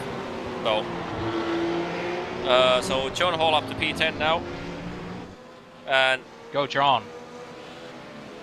Yeah, go John. And now he has 10.8 seconds to gather up to Marin Eskolak, who is currently in P10 in the Iberica Racing Zalem car. After the first round of pit stops, now we can show the proper results. Here we go. So, Jeremy Putelup now in the lead, Olli Pahkala in second, Adai Koba Lopez in third, Ben Tosting in fourth, Kimmo Suominen in fifth, David Alexis Jordan in sixth, Jason Lovett in seventh, Fernando Garcia Perez eighth, Robin Friskops in ninth, Marin Eskolak in 10th. So in the top 10 at the first round of pit stops, we had only 1, 2, 3, 4 teams out of top 10 changing drivers.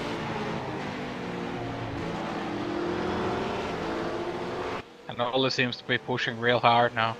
He's using Kras all over the place. Yeah, they should take it pretty conservatively. I mean, naturally, Olli is a hard racer. I mean, he's a World Championship Series racer. Finished top 3 in the World Championship Formula 1 Series. But still, even as a racer, you in endurance series, you especially since they are back against the wall in here, they should pretty much try to take it easy. Yeah, you must realize that there is something like 7 to 8 seconds back from them, and they have no real rush to do anything. Yeah, and I mean, even if they would have the pace to beat the radicals, why try? I mean, if you have 7.6 seconds to gather up in an hour and a half, why push it so hard? And I mean, around here, if you start pushing, that just causes easy off tracks after off tracks. And this series has a 30 incident limit for a 3-hour race, which is actually a very low number for this track. If you really start pushing, the off tracks start to come more and more. So yeah, it's Ollie should just try to take it a bit more passively and settle for the rhythm and just take a certain P2, and there he gets another off track. You clearly saw it. You clearly saw it in the stream, and I mean those off tracks were the ones that killed that car yesterday. I'm having a quick countdown of Olli Bakkala's incidents so far. And iRacer 1, yeah, Koanda died in the first corner. First lap 1, third one, they died because Radicals 231 car kind of punched them. They were shocked.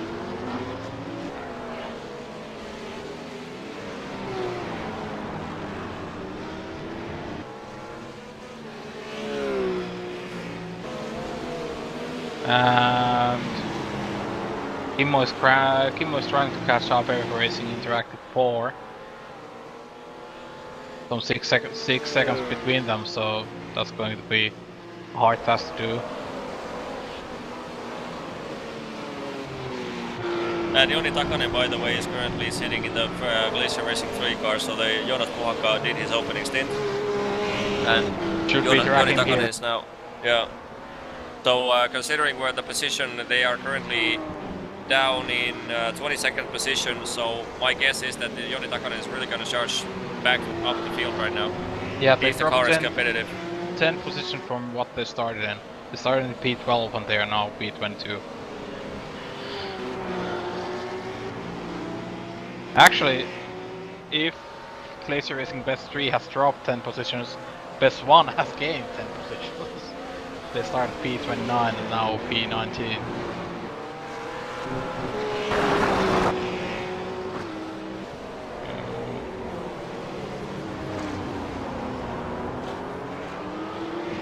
Always in traffic.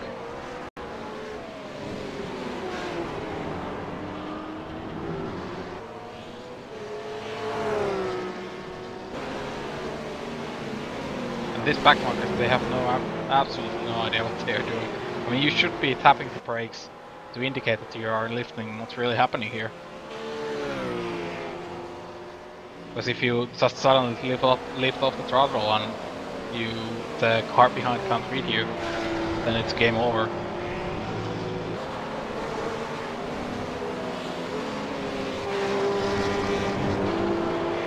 And it's sunny in Austin.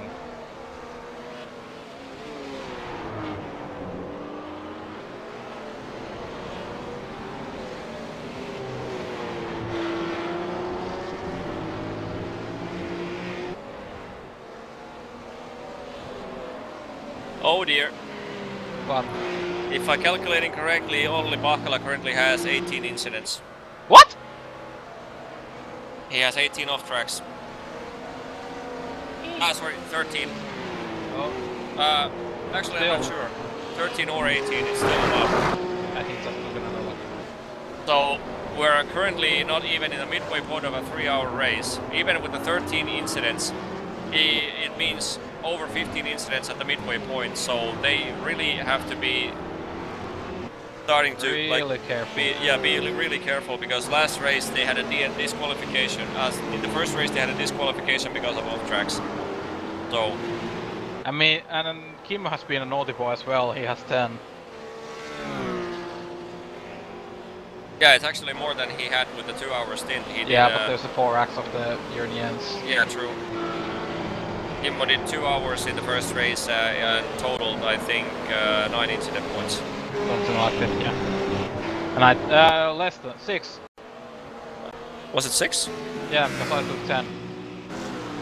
In the picture right now, Marin Eskolak is having a fight with Robin Friskops for P9. Actually makes the pass down, but now gets a bad exit out of the turn 4. Robin Friskops, was a potential shot for Friskops, but he got a bad exit as well. So Friskops settles for P10 for the moment.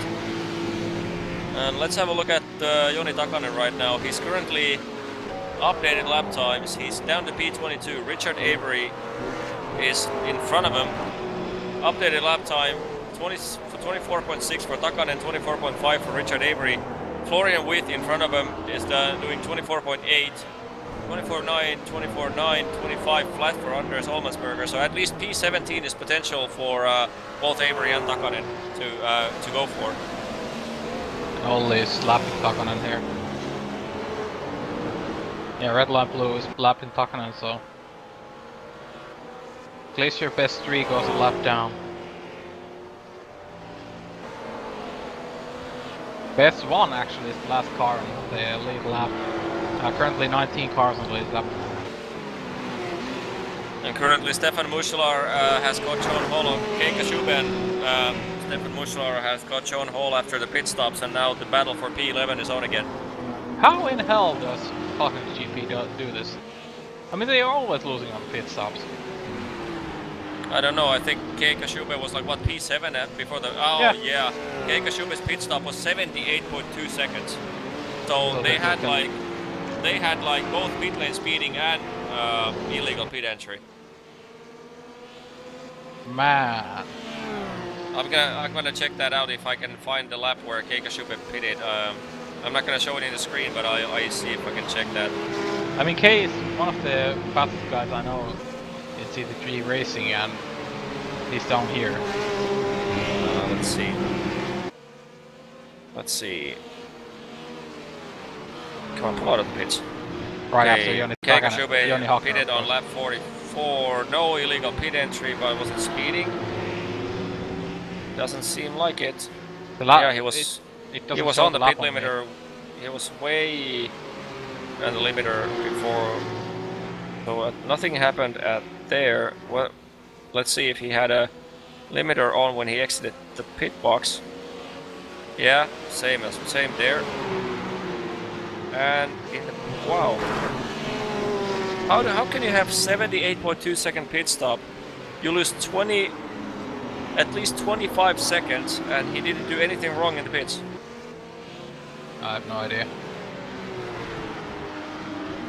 I have to check if that telemetry is correct. I'm gonna see. Yeah, but the lap they pitted on, lap 44, it doesn't show on my lap chart. Yeah, but I can see in the telemetry the time of the pit, and it was super long. Yeah, but still, there must be something wrong with the lap. Is the clock smash? I don't think so. 6:47 he pulled into the pits. So... yeah, his pit stop was actually that long. He actually sat in the box for 78 seconds. What the? I don't know why. Maybe they had repairs or something? Must have been. Must have been a repair because he didn't... yeah, he probably took optional repairs, but... yeah. Why would you do that if your steering isn't affected? If it affects your steering or something. Yeah, but if it isn't... but he's really going at it. Yeah, it looks like the car is fine now. Stefan Muschler and the threat from Keiko Schuben.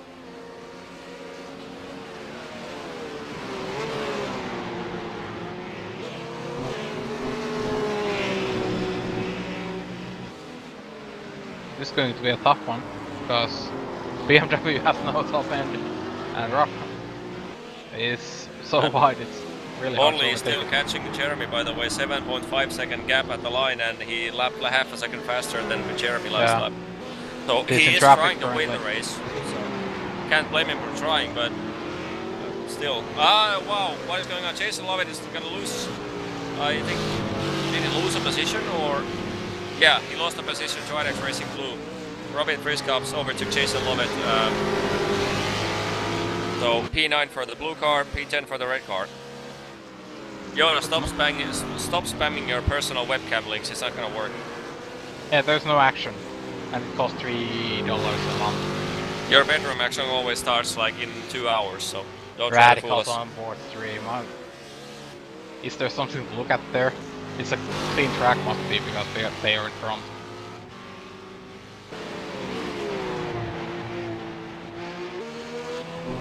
And meanwhile, Art Racing car has caught up to David Alexis Jordan. They're actually going for a pass. I mean, what's going on with? Are they having? I mean, is the? Wow, he's gonna go for like taking back the position in P3. He's gonna try maybe doing it turn 4 again. But what is happening with Dark Contigo Racing car? I mean, not only Jesus was slow, but after the pit stops, now David Alexis Jordan also has to having to give up places. Yeah, the So weather does that car have damage or something? must be, because the weather is only 22 degrees Celsius and the track is 37 and it's clear. And the first race we did here, the Saturday first race, was actually hotter. So I doubt it's the thing. So P6 for the Art Racing car being driven by Fernando Garcia Perez. Clean pass into turn 2.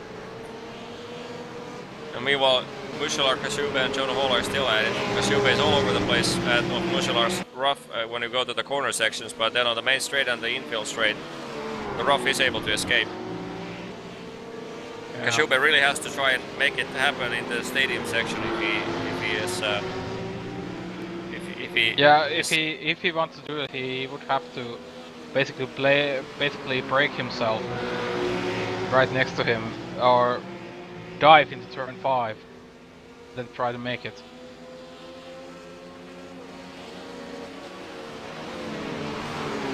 I'd say, and he's really trying. Can't. Tommy Radicals passed red line in the pits. The pit cycle, not only did a 6 seconds slower pit stop, but only was leading by I think 2 or 3 seconds before the pit stops, and out of the pits it was 8 seconds. So not only had a 5 second slower pit stop, but he actually lost 6 seconds in those I think 2 or 3 extra laps that the Radicals stayed out. He lost a total of 5-6 seconds. Yeah. They actually pitted on lap 47, I think.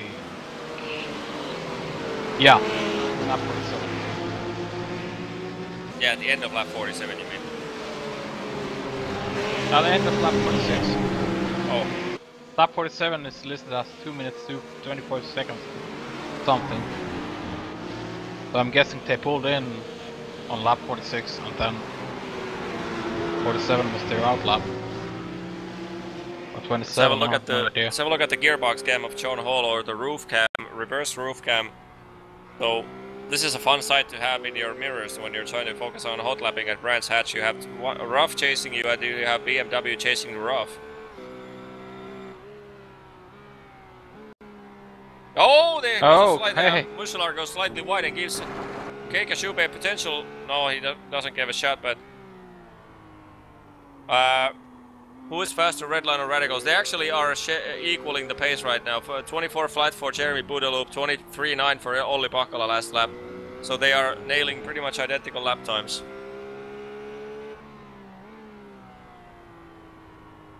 I can show the loop.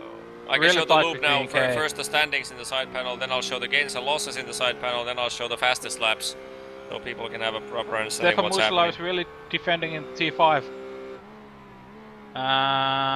Nothing happened. Yeah, the middle road was enough for Keika Shube not to go for a desperate maneuver, but Kei really is faster. If Kei can pass the rough car of Stefan Muschelar, I'm thinking it will be much easier task to get past the rough of John Hall, because John doesn't enjoy the draft from anyone, whereas Stefan is having a draft from the rough of John Hall. Yeah.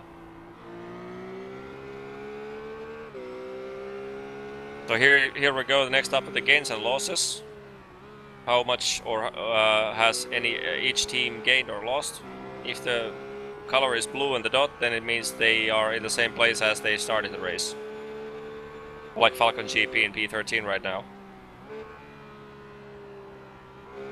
Meanwhile, a quick check up on Richard Avery has caught up, gained 1 position up to P21 now. Joni Takanen meanwhile has lost to David Williams and is now down to P23. Tapani Linnaloto in the Glacier Racing 1 machine is now up to P19. Trying to catch Matthew Daniels at P18, 4/10 a lap, gap still 2.3 seconds.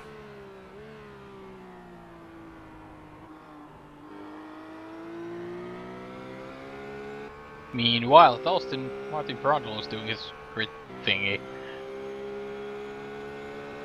Funny, looking at the fastest lap chart, in the top 10 of the fastest laps, this discounted 36p, but Falcon GP in P13, there was 2 guys in the top 9 or top 10 who actually are outside of the top 10 position-wise, but in terms of the fastest race lap, there are 2 guys in the top 10 fastest laps who are not in the top 10 in the race. And Kimmo is really inching closer to Hypercar Interactive for some less than a tenth he gained in the last lap, but still, he's inching closer. For some reason I didn't score a lap for Fernando Garcia Perez in the last lap behind Kimmo. Neither did I. He is 12.6 seconds behind Kimmo. But I didn't record any lap. Last 2 laps, I haven't had any info. Laps 59, probably lap having 60. a bad internet, which is causing him to lose the information. I hope he's not going to disconnect soon. Yeah, or having a clock smash crossing the line, which basically disqualifies a lap. Yeah. Martin S. Kolak is now behind David Alexis Jordan for P7. Wow, that's a good camera angle right there.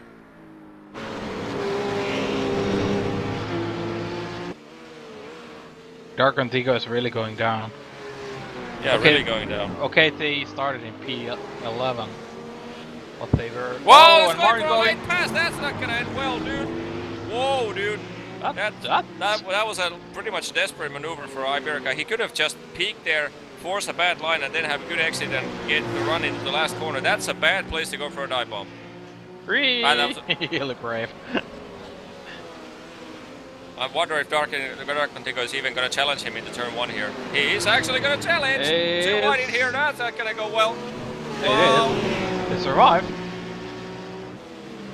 This is going to be... This is starting to heat up and late braking there, and Dark Antigua loses the back end. Wow, man. Replay. Let's go like taps him. Let's have an onboard view of Marin S. Kolak. Let's have a nose cam view of that incident. What exactly happens there? So let's have a look at what exactly happened there. So this is the view from the roof of Marin S. Kolak, who had a run. Yeah, late dive into turn 1. That was actually a surprisingly aggressive move into turn 1. Now he goes semi-defensive, decides against it, and now here it comes. Yeah, that was a bump. That's a tiny bump, but still a bump. Yeah, I'm not gonna give verdict on that one. I'm just gonna. Normally I give my verdict on it, but this time I'm gonna just shut up.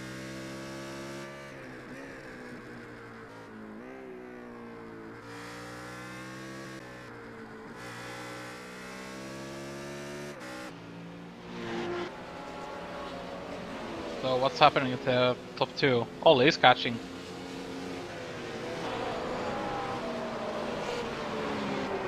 Slowly but surely, Ollie is catching. The red line blue and Radicals on 93.1. The gap is shrinking.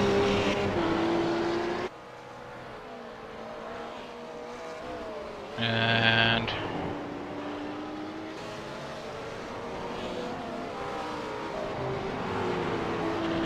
David Williams has actually managed to get past Richard Avery as well in P21 now, and he's actually going for a P20 shortly. Yeah, he's really looking at going to the last turn. Is he going to make it? Oh, ho, ho, ho, ho. Real loose going out still. No dice.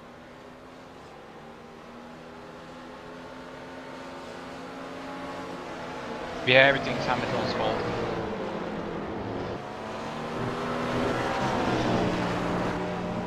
Yeah, I mean, Tommy, the reason I don't want to give any comments on that incident is because it's a two-sided coin in my opinion. I mean, both the other one did semi-defensive move, went back for it, and then the other guy does a late braking in. I'm not sure if the other guy pinched him or was it a late braking. I'm not gonna start analyzing that. That was a tough one to call. Pure Racing Team 112 is really under pressure from Dave Williams in the Qantas Import 88 car. Ollie is slowly catching Jeremy Butelov at the front, 2/10 a lap. And we have crossed the halfway mark. Are we? Yeah, we have. And Ollie is still catching. Ollie is still getting off tracks. On lap 63, on lap 63, he had 2 off tracks. On lap 61, he had an off track. On lap 60, he had an off track. I don't like the sound of this. Lap 59, he had an off track. Lap 59, he had a second off track. Lap 57, he had an off track. Yeah, this is not looking good for Ollie. Lap 51, I mean, he had 6 laps where he didn't get any off tracks, and now he has gathered up quite a bunch in a short amount of time. I wouldn't go for that kind of aggressive driving if I was Ollie after what happened to them in the first race. Yeah. This doesn't look good. Can you actually count them? Actually had an update from the Glacier Racing 4 team. Turn 1 exit, they hit the wall in their own split and race over for them. Ah, damn it. Further in I can't get a replay of that because we're not in that session. Yeah, is it the 3rd or 4th split? I think 4th. Ah. Currently, you need some iRating to get to the 3rd. Yeah, I actually gave Jarno some tutoring on how to get fast with Solstice, so he can actually grind some more iRating to get to the higher splits, but... Oh man!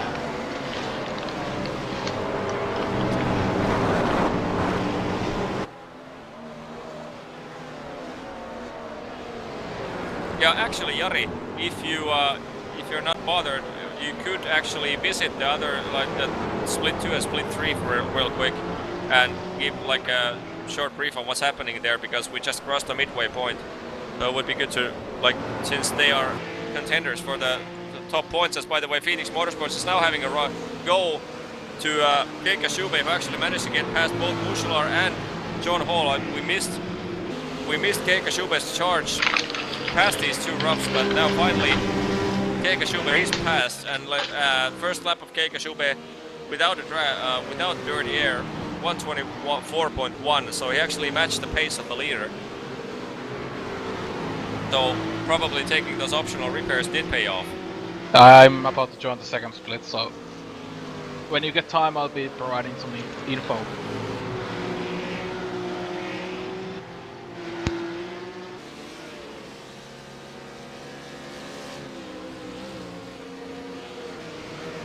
Yeah, when you get to that split, just give the info. Basically all we need is like a top 15 drivers or something, and then if somebody's damaged or what, the amount of DNFs or something, if there's like pole starters who have DNF'd or something like that. Just simply go through the leaders. Because I'm thinking, yeah, P15 is top 10. Top 10, yeah. Yeah. It's just my computer is a bit slow. It's loading.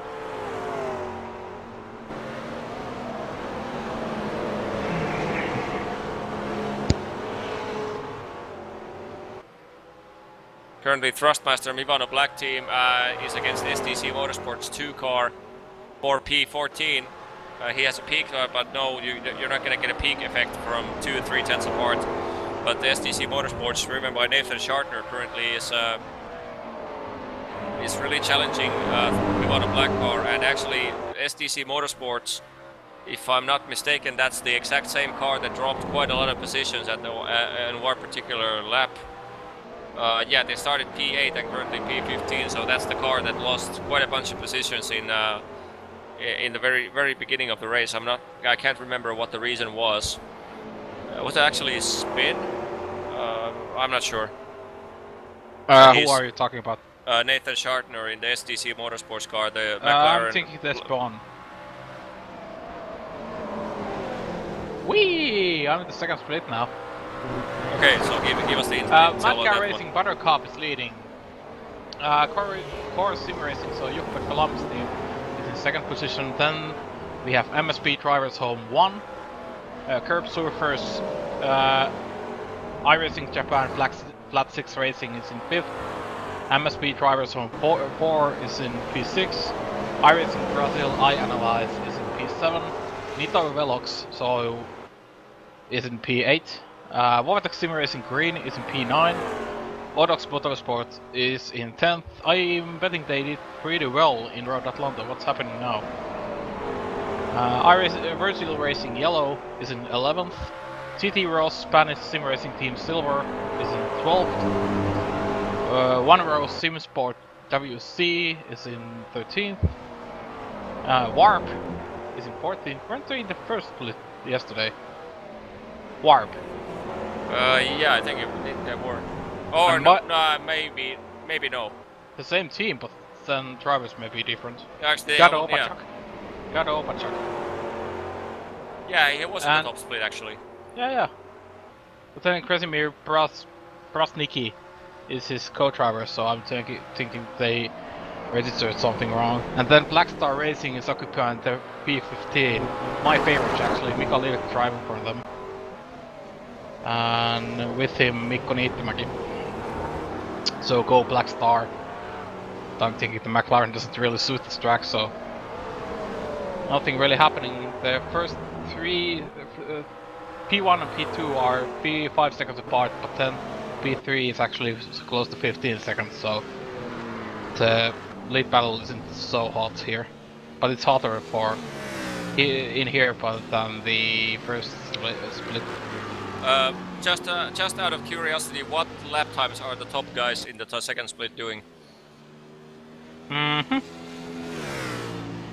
Cow is doing... Leighton Fine is doing 24-7, 24-8, 24-8, 25-0 in the BMW. Then Core Sim Racing the Rob.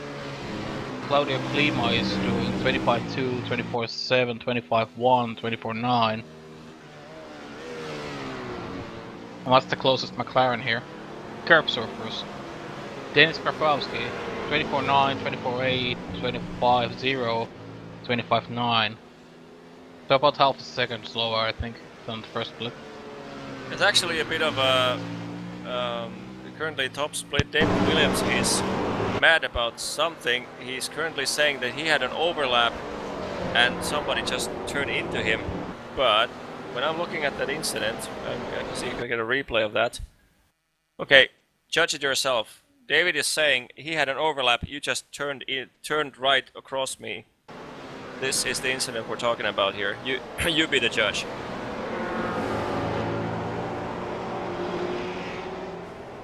Trying to look at it. Oh yeah, now I saw it.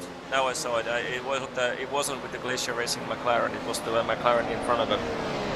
Yeah, that's actually a bad move by that McLaren. I have another look at it. Oh yeah, he did Puhakka. Yeah, that's Puhakka.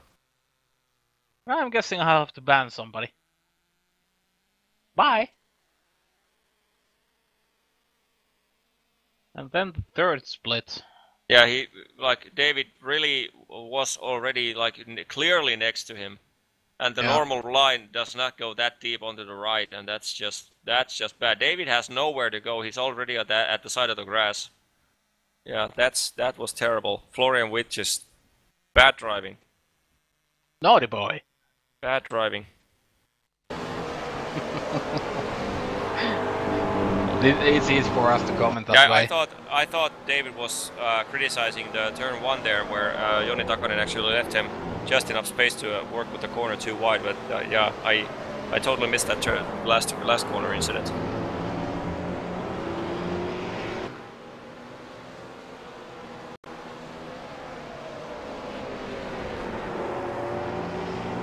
So I'm currently joining the split 3, as long as my computer Joni Takanen actually might have a run into turn 1 there. He's gonna pull the same. He actually goes for a little bit of a pinching, and we got a contact. We got a contact. Now this is gonna be tough to call, because the McLaren goes, I mean, the Glacier Racing car goes unscathed, but that is a tough one. Let's have a look at it, shall we? That is a tough one. Because the McLaren in front of him goes for like a pinching move here. He goes for a late pinch because Joni is already turning into to his inside. But what happens next is like I'm not gonna be like sure from this angle. I can't see the telemetry, so I'm not sure if somebody brakes later or somebody brakes earlier or something, or if it's just an unfortunate touch. But yeah, that's yeah. Both are able to continue. I think so. I'm thinking the first. Yeah, Florian Witt was able to continue, but dropped 5 positions there. Florian didn't think that Joni would be there. Looking at the stream now. Yeah, that's a nasty incident to happen. I mean, that the turn 1 is tough as it is, but yeah, it's always a nasty one. Meanwhile, by the way, Kimmo Suominen has caught the P4 rough of Ben Tusting, so the gap down to only 0.8 of a second. Iberia Racing Interactive in P4 is now in the class of Kimmo Suominen. Do you want the split 3 situation here? Yeah, sure, go ahead. Radicals Online GT3 3 team is leading, so Jonas taking party. And Alliance Sky Racing 1 is in second, Perpetual Motion GT third, BD by TX3 1 is in fourth, Walk Racing 1 is in fifth, Autobahn Motorsports is in sixth, F1 APS 1 is in seventh, DJ Motorsport Racing is in eighth, and they are actually the last car in the lead lap. Apex Racing Academy 2 is in 9th, Legends Racing is in 10th, Aqua Racing BS is in 11th, Online Sim Racing DE Best 2 team is in 12th, Avatar Auto Racing is in 13th, Speed Asylum Dragon is in 14th, and X3 Racing team is in 15th. And I know you're going to ask me the lap times, so here they come. I just said the leader. Radicals Online 3 lap times. Denny Rates is doing 24.8, 24.7, 24.8, 25.1. So they are comparing with the second split times. Yeah, actually, that pace would give them a top P10 place in the top split. So the only thing that just shows, despite being in the third split, just shows how competitive this series is. So that means we have 36 and 36 and 36. We have 108 cars, and competing in the 3 splits, and in the top split, in the leader of the third split would be competitive in the top 10 of the top split. And actually, the lead battle here is 6 seconds between the first and second car. But the second car is doing 26s, so that wouldn't be that competitive. What's up, BXO? Nothing much happening. Just following the 3-hour endurance race of from Branch Hatch, the BP Endurance Series qualifier for the 2016 World Championship Endurance Series. Where the last race of the week is underway.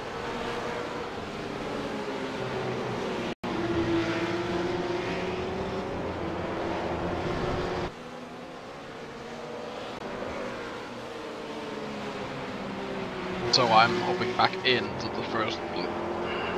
Yeah, please do so. I wanna get myself something to eat. Meanwhile, David Williams is now closed up to Joni Takanen for P20. Might actually have a go in the turn 2 here. Thinks about it at least. Goes to the inside, too wide for turn 2. Joni backs off, just gives him enough space. Well executed pass there for David Williams, and P19 for the P20 for the 4Racer Koenigsegg Sport car. Meanwhile, Keika Shube is now already caught up. He's pulled a 2.9 second gap to John Hall, and now has caught up to Robin Friskops, the IDEX Racing blue car, and actually is already having a pass in the turn 2 here.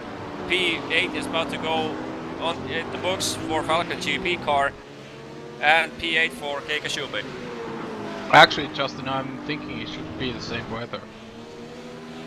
Yeah, the weather is the same in each split. Yeah. And hey, it's raining in Austin. Who would have guessed? No guess. No power steering. Up with the ass of Timo. So Keika Shube up to P7 now. The next one on his list is Marin Eskolaki, the Iberica Racing Salem car, 10.4 seconds in front of him. And Marin actually is... Yeah, bye Tommy. Okay, we're having a little bit of a dilemma here. Blackadder Motorsports had a funny, weird situation somewhere. I wonder where. They're complaining about something, but I can't find anything to complain looking at the replays.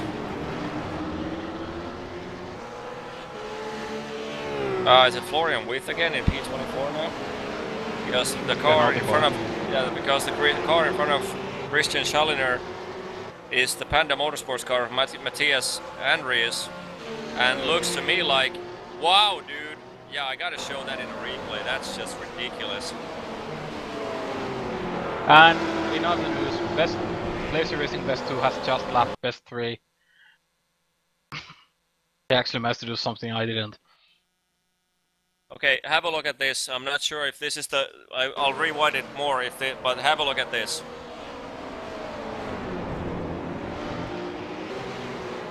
Just, wow, dude. I mean, look at this stuff. Same guy that was responsible for the Turn 1 incident. Here we go.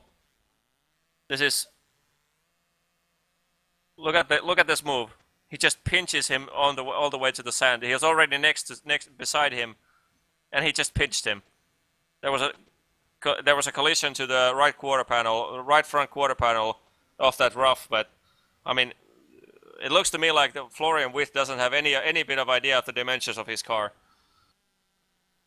That was the second nose that he just turned right into. The first one being David Williams, and then he bumped the corner of Joni Takanen, which, in my opinion, was a pretty much 50-50 touch. But wow. Like through every bit of sunglasses you can pretty much hold in your head, I still have to say that's bad racing from this guy. Last time I checked, Kimmo wasn't this close to Iberica Racing Interactive 4. So Kimmo is really charging on P4. Yeah. And the man Hamilton is it's an Ollie Water, I'm gonna say. Looking at the Austin start, he just pushed Rosberg way out, and actually has only been dropping, but taking it more cautiously, because the gap is now close to 10 seconds.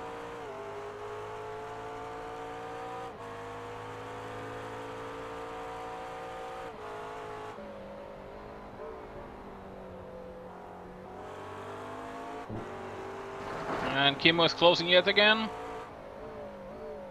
But nothing.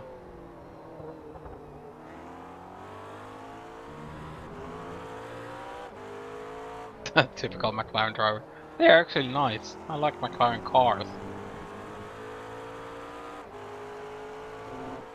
This time actually Matthias Andreas might actually have a run if he gets a good exit out of the turn 4. He's close enough to get a run. He actually does get a run. 0.2 of a second. He has a chance to go for the inside.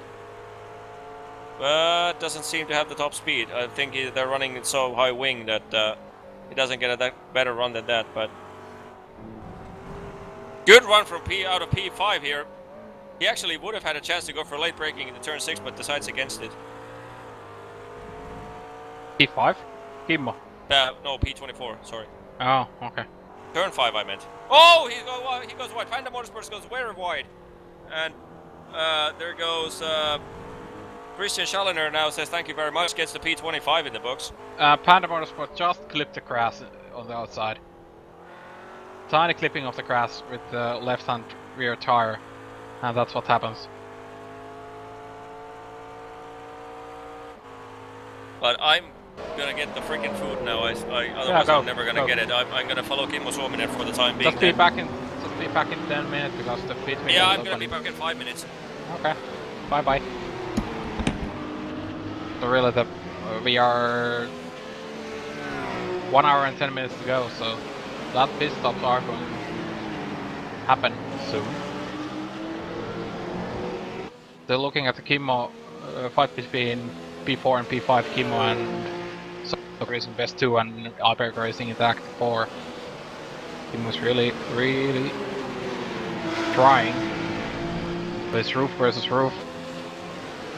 And I know our set is a bit high wing, so I have no idea what the Alberg Racing team has done to the roof, but our wing setting is quite high, so I doubt it requires quite a big mistake from Fantastic to actually so that Kimmo could go high.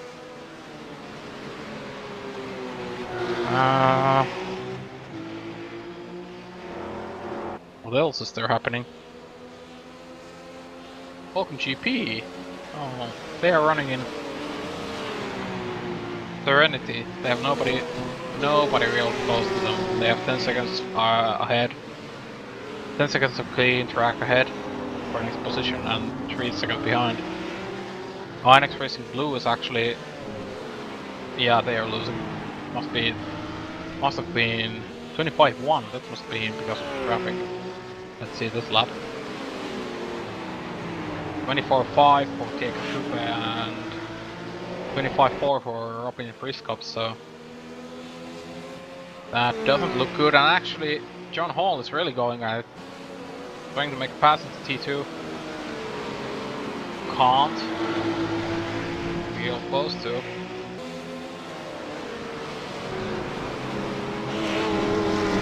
Oh, that's a deep line. He really clips in the inside grass and in turn 3. Trying to get a good exit out of 4. Does it? Can he get run with Friskops? Yeah, that's easy. Already cleared him.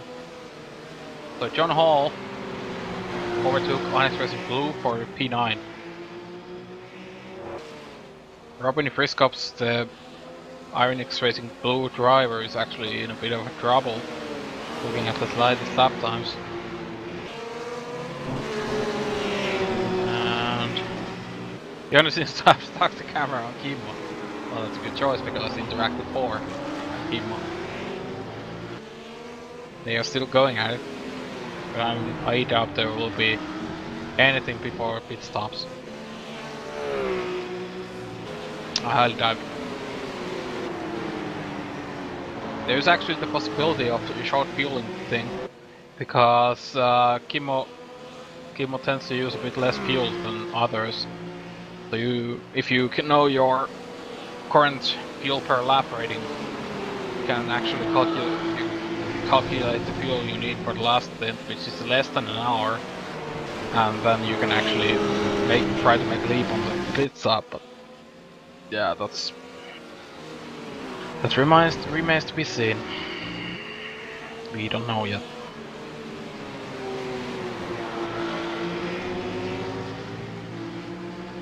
Thus, I think that won't be going anywhere soon.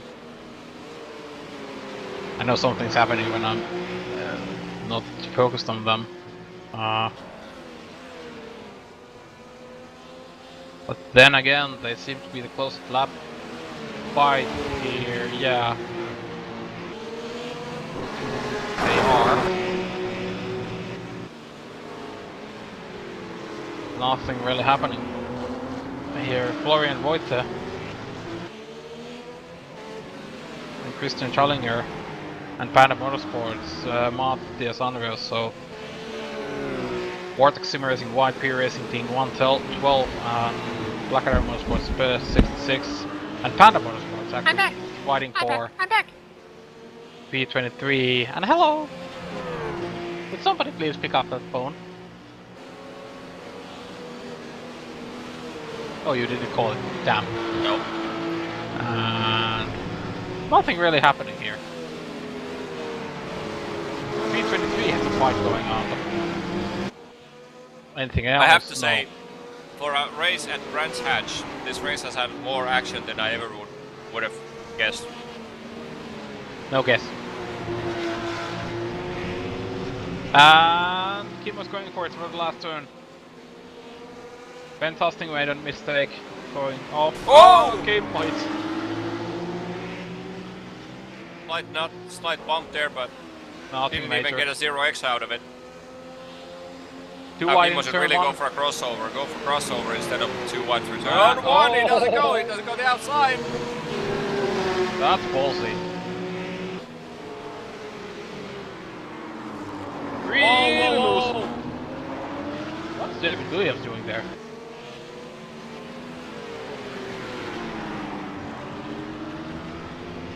David Williams with the Coanda Sim Sport car is actually in a funny position right now because if he's faster than these guys, then it's And he's a pretty lap much, down. Yeah, he's a lap down, so he has to settle for just sticking behind him. But he doesn't. What's He Kim goes for a doing? pass. Yeah, probably lets him pass because he knows he's faster. Or not. That's a funny thing to do.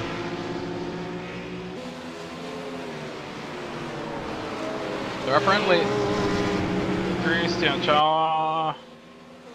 What?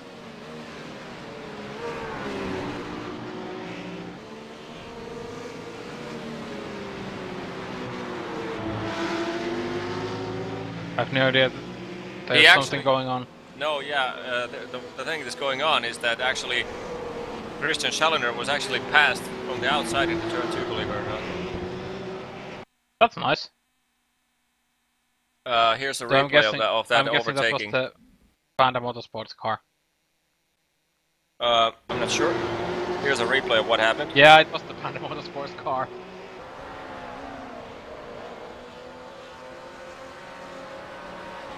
It's actually very risky to go for the outside move through turn 2 because the car can start pushing it at any point. But Yeah, he was too wide in the T4 as well.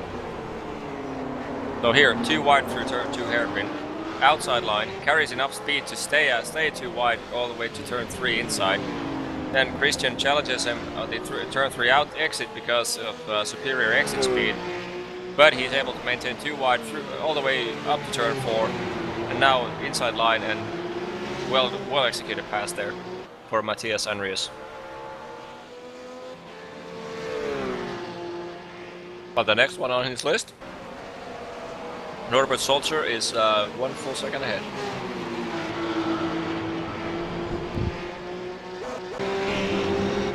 Yeah. Alright, what? Oh yeah, that's our car. Oh, Kimmo's going for a pass. Yeah, outside line it again into the last turn, and this time he makes it stick. So yeah, good Kimmo clean racing from these two. Yeah, Kimmo goes into P4, passing Ben Tusting from Hyperica Racing Interactive 4. Yeah, the races in Brands Hatch have been surprisingly exciting. I mean, usually Brands Hatch is just hot lapping in single file. And the pit window is actually open. So we can expect radicals on 1, 2, 3 and red line blue pretty soon in. And that's not the iRacing soon, that's real soon. Yeah, Jeremy pitted, the first time he pitted was after 46 laps, so he has a, like 8 lap window still. Yeah, but they were in draft. He hasn't been running in draft now. True, but still, with the 4 laps, you still would have... You can, I'd say 2 laps out, take 2 laps out of that. But I don't know, it, of course traffic does its thing and you can say fuel with traffic, but... Wow! The guy in front of Martin Escolak, one guy is trying to break the rules of physics. Fernando Garcia Perez is really having problems with the internet right now. This guy is visiting Stratosphere every 2 seconds. Wow, man. Now the guy is... Oh, man. That's actually extremely difficult to keep to stay behind a guy like that, since you automatically And he pits. focus on the guy that is all over the place. It really messes up your rhythm.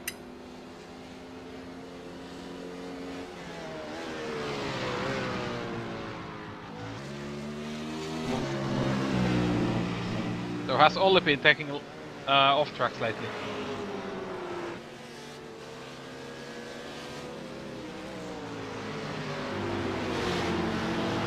Currently, Jeremy Boodaloop for the Radicals Online T3-1 car is trying to lap David Alexis Jordan, and I Jason Lovett for Idlex Racing Red, and David driving for Dark Antico. They are really going at it this fast. Obviously, Yep. Idlex Racing Red and Dark Antico are fighting for a position.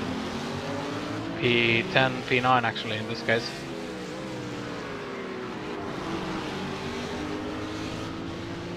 And we have less than an hour to go.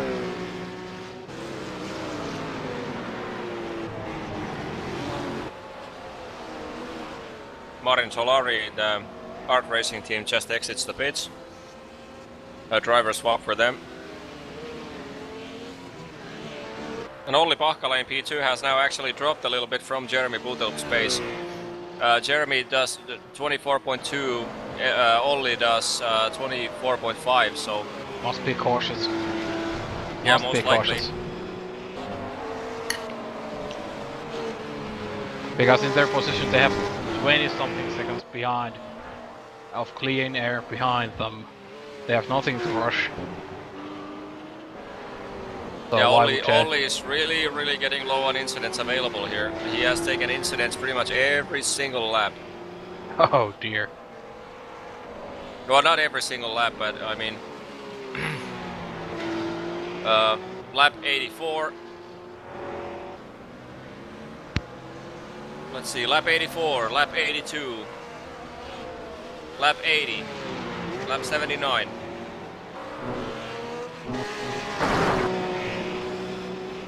Lap 75, lap 74, lap 73, lap 71, lap 67. I mean, Aleksi Uusiakola has to do almost an hour with minor incidents available for him. I mean, he really has to be cautious. And this is actually one of the things I like about endurance racing. You have to be cautious but fast. So you can't be... I know Olli Pahkala is one of the quickest guys in Finland. But if you keep racking up incidents, it's no good. Obviously disqualification for off-track is something I don't necessarily agree upon, but those are the rules. Yeah. Nobody goes by them.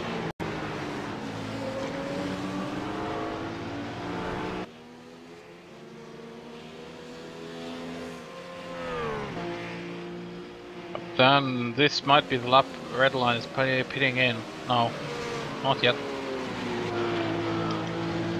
And as we've seen in pretty much every endurance race we've had in iRacing service so far, whether it be 24-hour race or a 6-hour race or something, pretty much every time the guy with consistency and extra safety has done well in the races. The guys look at that. with the guys with superior pace are pretty much every time wrecked. Look, Falcon GP is in P4. Yeah, but that's Keikashuba, nobody cares. Yeah, pit stops still, they are in P4. Yeah. And K is still matching Olli's pace in P2. I mean, must be a bit depressing for K. So according to you, Jeremy Boodaloop should be coming in 2 laps. My guess is that he's gonna push it all the way to lap 91 or 92. I wouldn't bet on it. That's my gut feeling.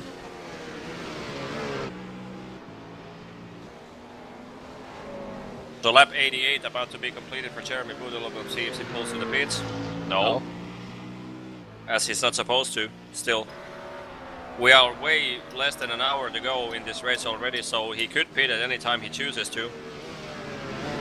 It was lap 47, so you would go 104 laps. 94 laps.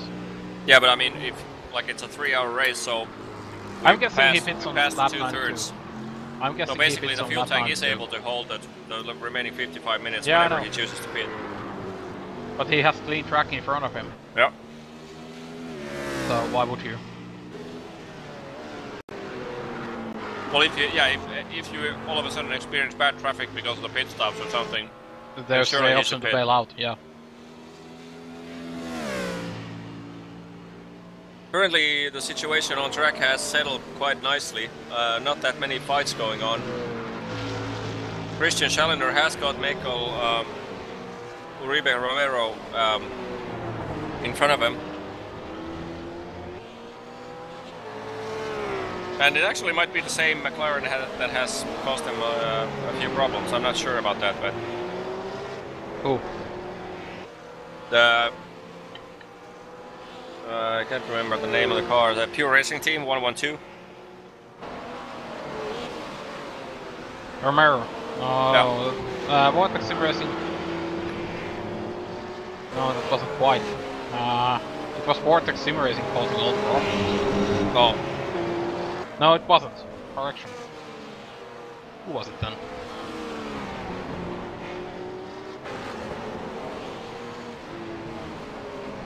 I'm unable to find them.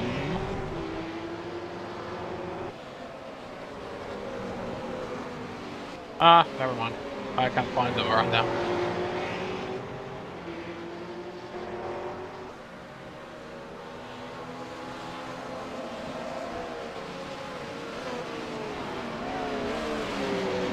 Kimmo is actually matching Christian with Nepke's lap times. However, Christian is on new tires, and Kimmo isn't. So there is hope for, and now he called 10th, but still, there is hope for Kimmo. He can stay in front of This P22 fight is in bad traffic right now, very bad traffic right now. Might actually give the Blackadder Motorsports car a good run. The traffic backs out. Valkyrie is trying to go past me on red. Mario Bertolotti. No, actually it's the other way around. Bertolotti over to them. And Glacier Racing 1 team has switched drivers. Tapani Linnala is out of the track. Alexei Eloma is now in the car.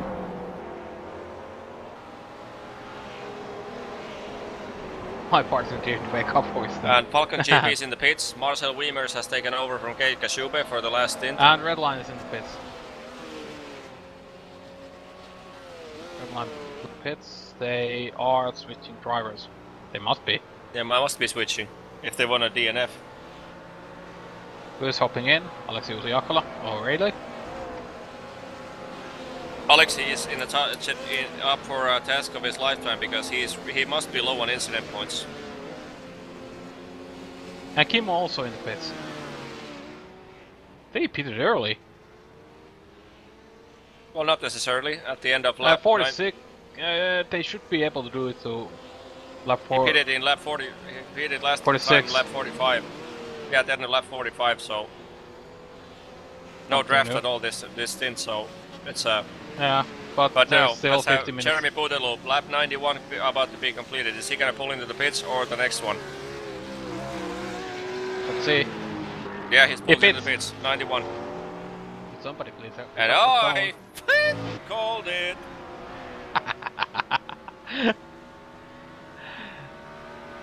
There's really no reason, because if he gets new tires, he gets so much faster. Who's going to hop in? Because he's been trying for 2 stints.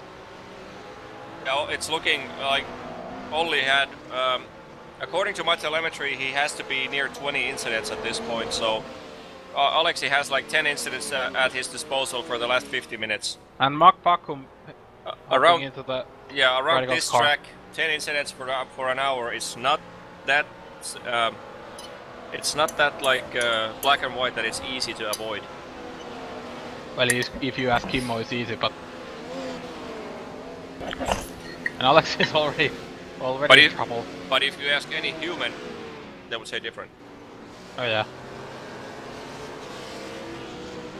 The lead is beating now, I know. My spotter went crazy. Yeah, my spotter is crazy as well. Every time the leader blinks in the pits, my spotter goes wild. Oh man. Mac Backham is out of the pits. Somebody Somebody else spotted the same thing. Last pit stop cycle, Alexi actually really lost out. does 1.3 seconds faster pit stop, but still because of the slow outlaps for Alexi Uusiakkola, McBackum actually increased the lead up to 9.1 seconds, so it's looking very good for Radicals Online GT3-1 car. And they actually don't even have to win this race, they have already won a race. They have, I think, 322 points from this week. So it's very likely that they will increase it by a few points in here, but of course you want to go for the glory, no doubt about it, but I mean, they even if they wreck out, it's not like it's pretty much a few points. And it's always good to win, because they, in case they win, they take out points from the others. So it's easier for them in the future. Yeah. So I mean, if they were to pull out now and Red Line Blue would win it, would be, they would have another contender for the title. Actually, I'm amazed how well the Radical GT3 car is acting here. Mac is really having a poor internet right now. Let's hope his internet doesn't fail him. That would be a nasty way. Wow, dude. He's breaking the laws of physics, as you can see on the screen right now. Doing barrels as it goes. Yeah, the Radicals is really teaching the BMW new ways to travel around the track. I'm guessing time travel is okay. Where's best one? Oh man. Roads. Where are we going? We don't need roads. Best 2 is trying to lap Glacier Racing Best 2 is trying to lap Glacier Racing Best 1. But they are currently, Best 1 is in a battle with Red Devolution Racing for P16. Yeah, Ricky Atulu is now driving the Glacier Racing Best 2 car. Yeah, Ricky Alamotork is driving the Best 2. I'm hoping he takes it really. I still like the first ever when Riku went into the DWC races, and the first time ever that someone pronounced his name, he was Riku Atolo. Tolo. Alamotork. And then we had the Liam Jenkins version of Ricky Atulu. So, go figure. Riku Alatalo can be modified to Ricky Atulu. And Uusiakkola takes an off track. Oh man. Must be nerve-wracking.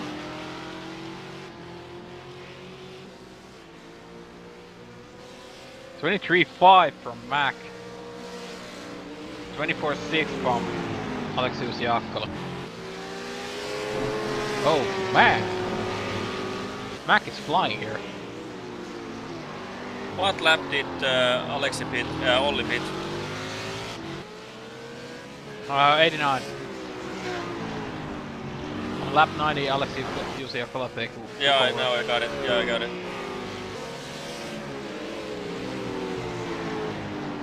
Since then, Uusiakkola already has... What happened to Red Devolution Racing? Because they were...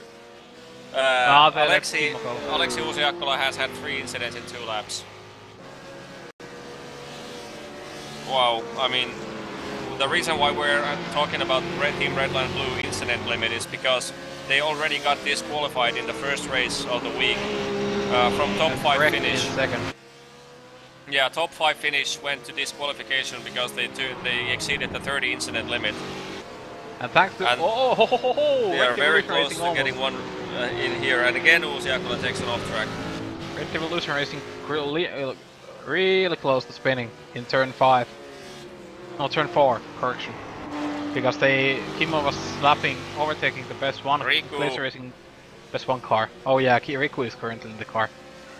So he was overlapping the car of Alexei Lama, and he went wide. Red Revolution tried to capitalize on that, but almost won. Voit rivaa, jos tarvit mua tähän spottaan. Mä menen sellaista. Thanks. He is here. Thanks for the Finnish input, Jonas. Yeah, that was on the air. So hello, Jonas Puhakka. Hello, hello. How was your race? Well, I thought it was good at the start. The start was exciting. Yeah, it was. Sorry for interrupting, but Red Devolution touches grass on the entry of turn 1 and loses out on Elama. They look feisty here. the Evan Merrill 2 of Red Revolution Racing 1. And Christian Schelliner is now having finally a run on the McLaren for P20. Gets it, at least momentarily. They go too wide into turn 2. There's a battle for P20. He's been behind him for like 10 laps. Finally gets a run on him and and capitalizes.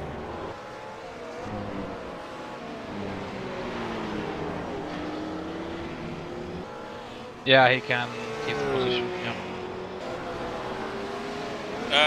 I got stuck in the replay because I was eating and trying to do 5 different things at the same time. That's why. You must stop eating. Yeah. Luckily nobody's paying for us to do this, so I can do pretty much whatever I want.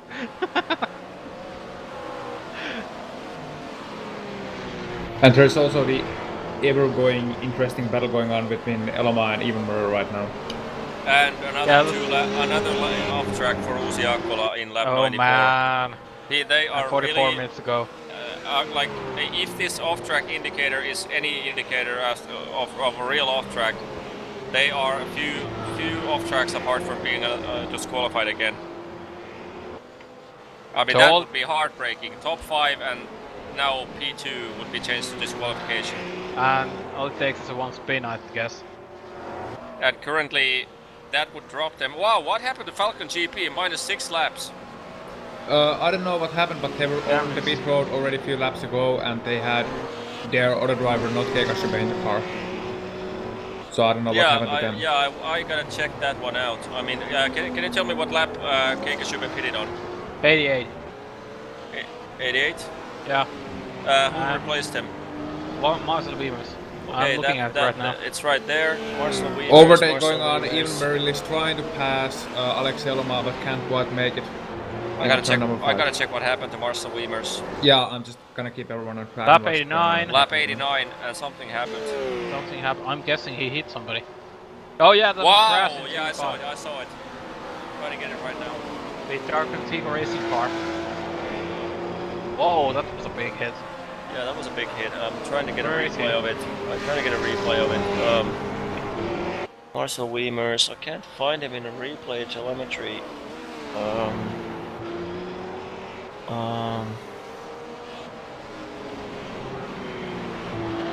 Meanwhile, Christian Challenger of the Black Adder Motorsports number 66 car and Maisel Uribe Romero of Pure Racing Team 112 have caught up to them, Valkajärvi in Glacier Racing number 3 right now. So that's gonna be interesting. Challenger got past Maisel Uribe Romero and will most likely make it past Teemu quite soon as well.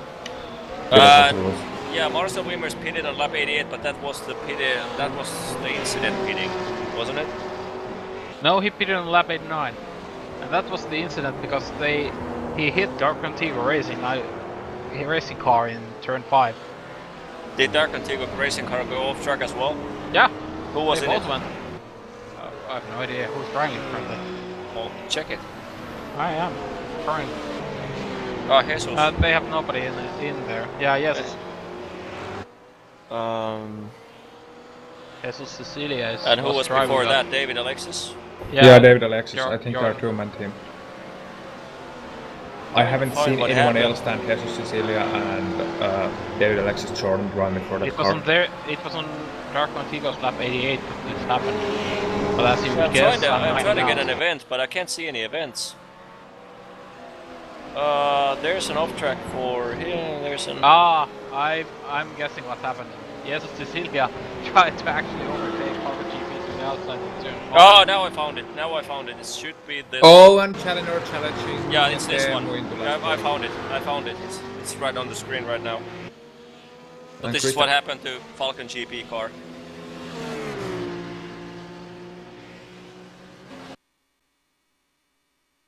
Well, you be the judge. Wow, that was a lag hit in my eyes. They were both lacking on my screen. Yeah, that's you can see it. Just watch the stream and you can see it in a replay. That looks like a lag contact to me.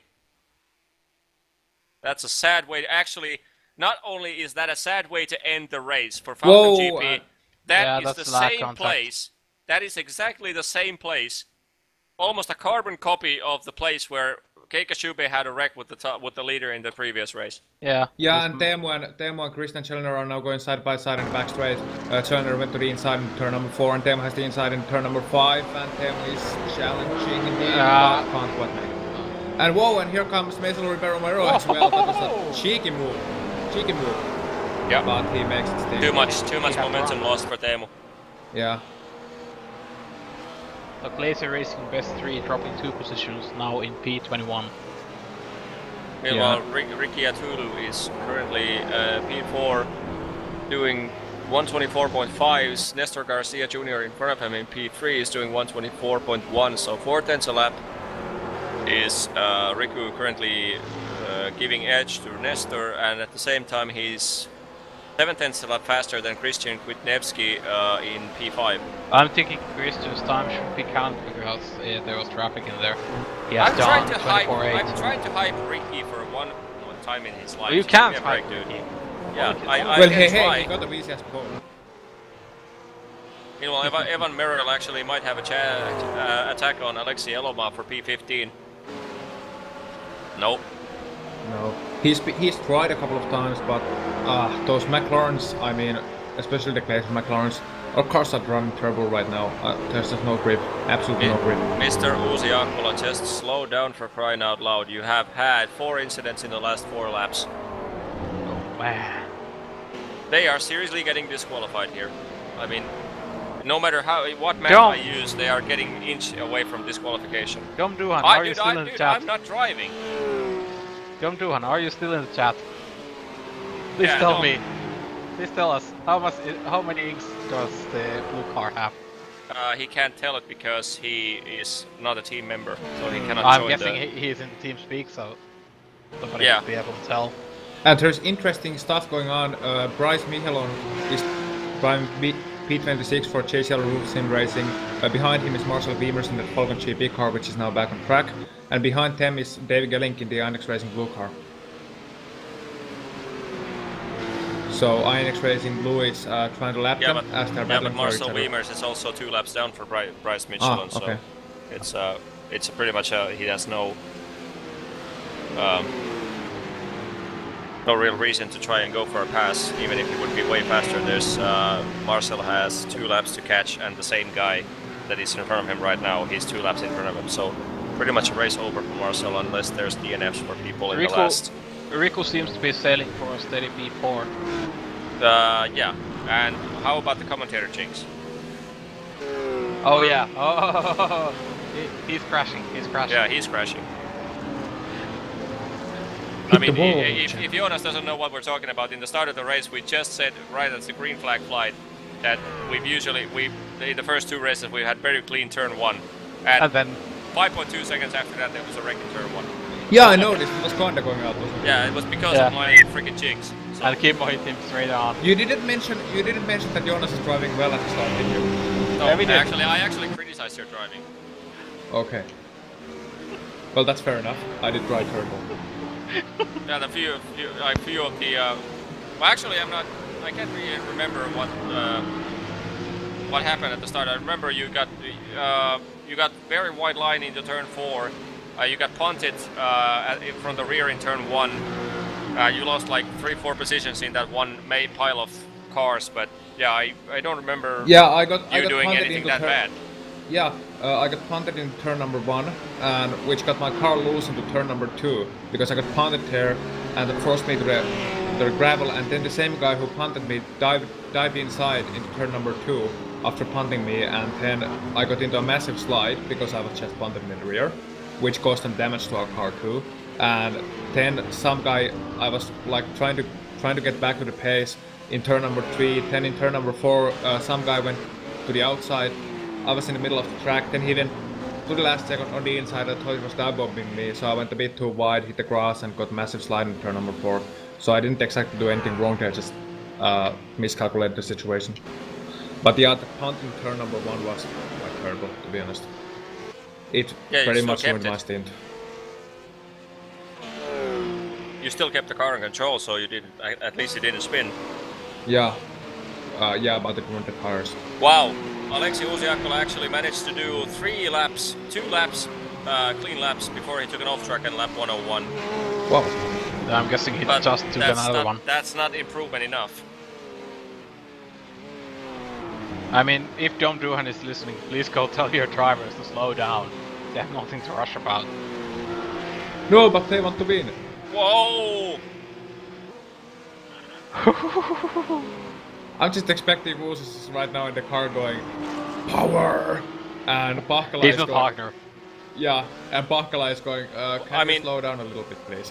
Alexei is 13 seconds behind Mac Backum. No way in hell he's able to catch him by driving, and he's lapping 123.766. He is lapping sub 24s every single lap, and he has no reason whatsoever to do so. Well, he actually might catch him by driving, you know, because there's still 35 minutes. No, he can't, because Mac Backum did 23.8. Okay. So 1/10 a lap, and we have 34 minutes to go. He can maximum he can with that rate he can catch by 2.5 seconds.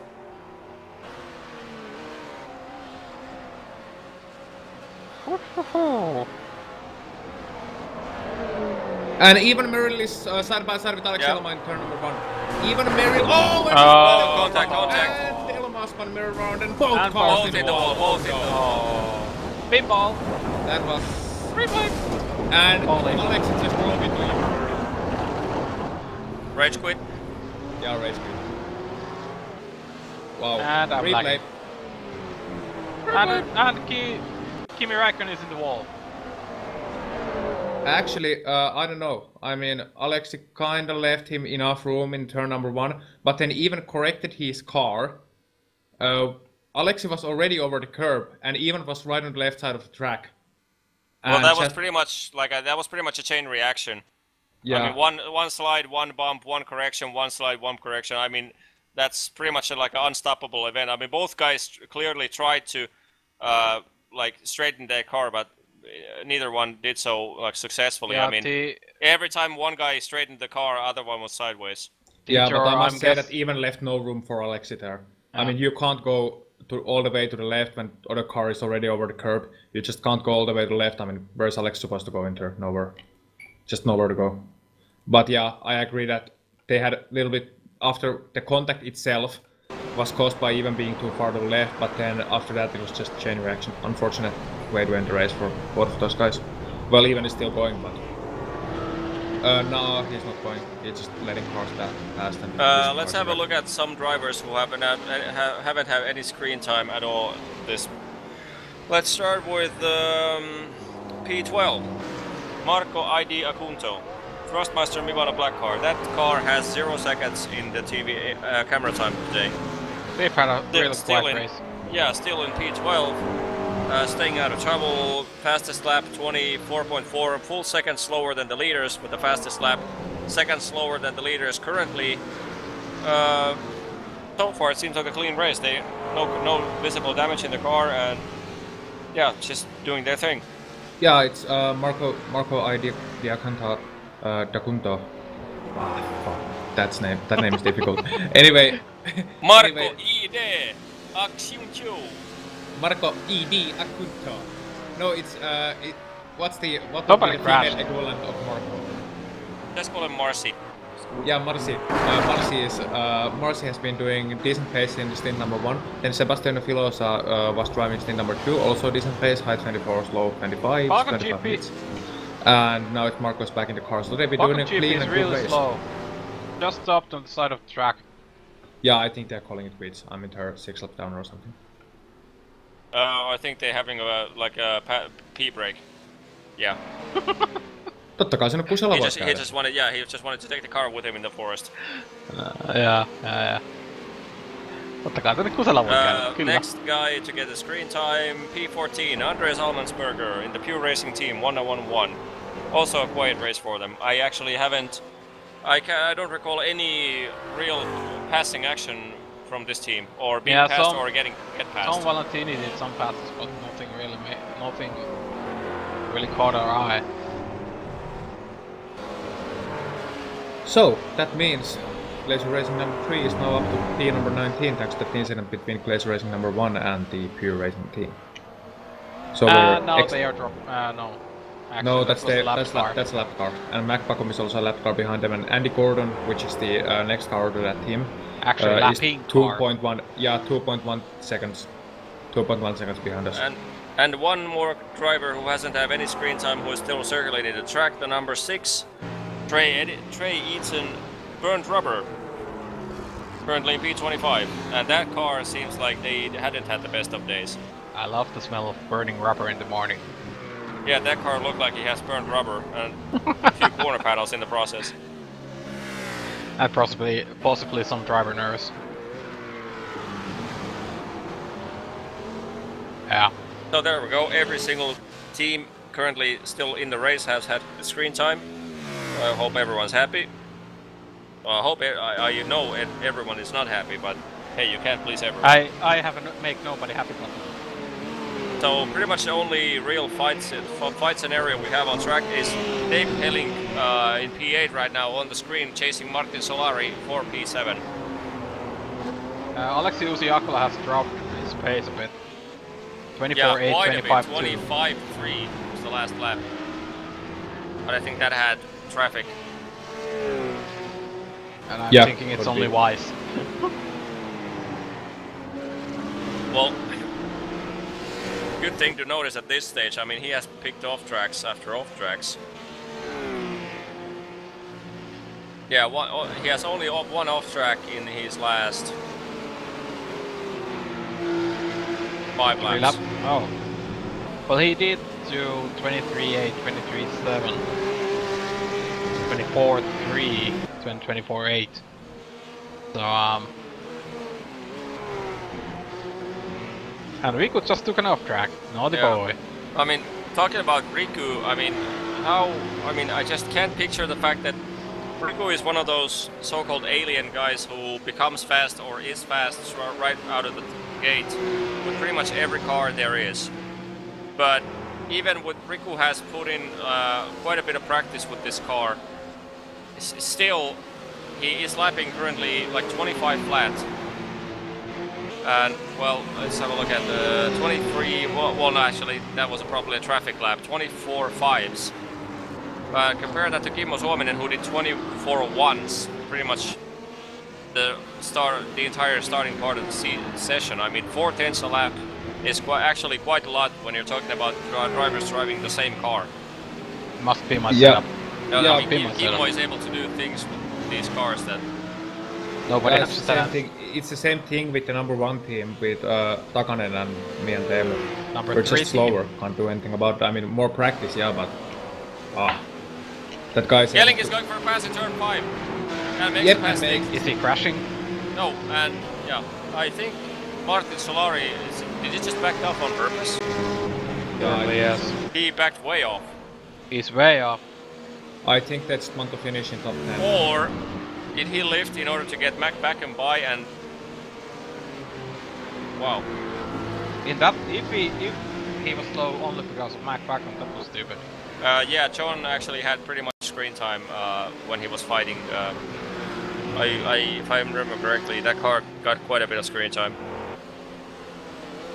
Takanen is saying that he's slow as hell, don't mention me. Takanen. What? Just looking in the chat. I don't have the stream open. Well, then you suck.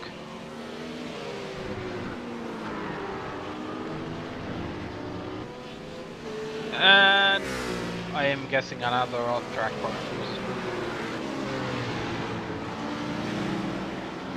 That is correct, and that's a bad off-track. I don't even know. That was the guy. I mean, Alexi Usiakkola once mentioned to me, and I have right to say this. Tell this. He told me that I have right to mention this. We once talked with Alexi when we were in Backman's house, and Alexi mentioned to me that I said that it seems that you have no 4th or 5th gear. It's just 6th and 7th for you. Always full throttle, always at full speed. And Alex said that's correct, and that's the biggest improvement he has to make. But he just cannot drive slow. And that is something, and we've noticed that in the World Championship Grand Prix Series, we've noticed that in every series Alexei Uziakala is part of, he is one of the fastest drivers out there, top 5 in the world, perhaps, but he's just can't slow down to save his life, perhaps literally in this case. And apparently Joni Hagner is confirming that the Glacier Racing Best 1 car is out. Well, I think we pretty much knew that. Yeah, but still. And something 25 minutes to go. Yeah, 24:45. And off track. And Riku still has 11 off tracks to get in the last 25 minutes, so he should be safe. He should be safe, yeah. That's Riku. There is no air rules in this track. But so I won't say the same for Alexei. And I mean, also Mario Bertolotti in the Thrustmaster Mivano red car is catching up slowly but surely to Philip Stam in the Foracer Honda Sim Sport 88 machine. So the gap right now between them is around half a second is for P number 15. So Philip Stam cannot match the pace that David Williams had in the BMW. So it may be that we see a interesting situation again between Thrustmaster Mivano red and the Foracer Honda Sim Sport. And anyone remember Road Atlanta? Yeah, exactly. And Taijor, I think you're pretty accurate on the assumption or the statement that the off-track monitor in the telemetry is not that accurate, because according to what I've been calculating, the Team Redline Blue car should at this point already have like 45 incidents, so it's no way it's accurate. It is giving double off-track, so I actually haven't calculated those, but like even like 1 minute apart, the off-track should be way beyond 30 right now. But yeah, I'm not sure if it actually calculates like off-tracks, and Alex is which are actually not calculated as official off-tracks. Alex is really struggling with his tires now. Yeah, and he's catching up to the between Teemu Valkeajärvi and Andy Gordon in the Vortex Sim Racing white car for P number 19. Those guys are right between each other. Andy caught them by half a second in the last lap, and Alex is right now around 10 seconds behind them, so should be catching them by the length of this race. But Alex still did a last lap of 123.7. The guy is still doing 123.7s even though his tires are shot.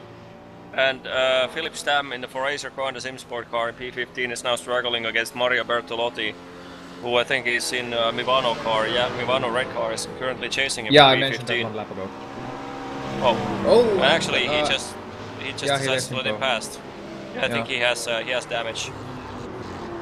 He might have damage, and also, well, David Williams and the Pure Racing team car, I think, were battling hard during the previous stint. They were driving for around P20, around the same position as they are, well, a few positions back when they were in now in that big train, and they had a couple of incidents with the Pure Racing team car, and that's why they have a bit of damage. But also, I must say that Philip Stam cannot match the pace that David Williams had in that car. David Williams was doing low 24s, mid 24s consistently, and Philip Stam is struggling in the low 25s right now.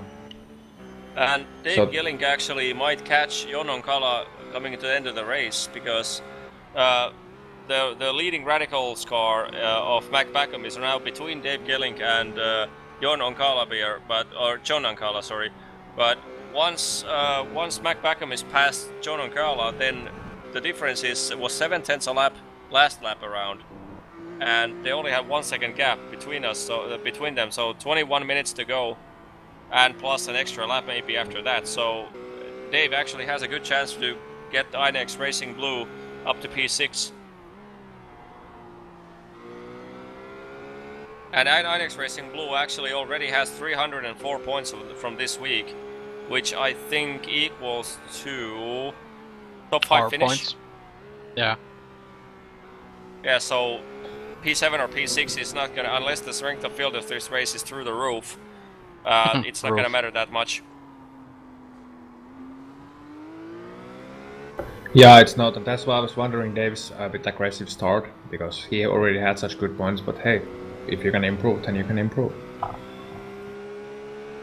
Yeah, now Jon Onkala is right in front of Dave Gilling, as you can see. The BMW in front of him is Jon Onkala. So this is the fight for P6. I mean, I'm actually... Okay, I'm an easy guy. I easily criticize everything, but... And I now would we have have to- traffic in front of him. Has to lift in the Yeah. middle of the corner, and that's not a good thing to do when you have some guy right close proximity right behind you. Yeah, and that would be Christian Challenger of the Blackadder Motorsport 66 car, and he has Mac Backham, the race leader, in the Radicals Online GT31 car, right in front of him. Oh, and Romero goes out. Real wide. But yeah, I would like to criticize iRacing for something. Oh, what a surprise! What is it now? The off-track incident count for everybody. Why don't they broadcast it in the session string? David Tucker, are you hearing me? Please put it in. Well, that Well, could... Inex is going for a pass. Big mistake for Iberica Racing Team at turn 1. Can they? Yep, and Iberica is giving him room Oh, fair and yeah. square, and he is letting him go He's around the letting by. outside. Yeah, I think they're now saying too that hey, both, well, at least Iberica Racing Talent Team is going to need some points here, and he's not going to challenge for measly P number 6, and they can get good points for P number 7 as well. And yeah, I agree with you, Jari, that it would be interesting to see the off-tracks broadcasted to everyone, but it could also bring some interesting situation if you're battling a car which, say, has 27 incidents. I know that, but still, Yeah. it would be just to see the incident count. Yep, that's true. Yeah, that's the official incident count, not the event telemetry, which obviously is not correct.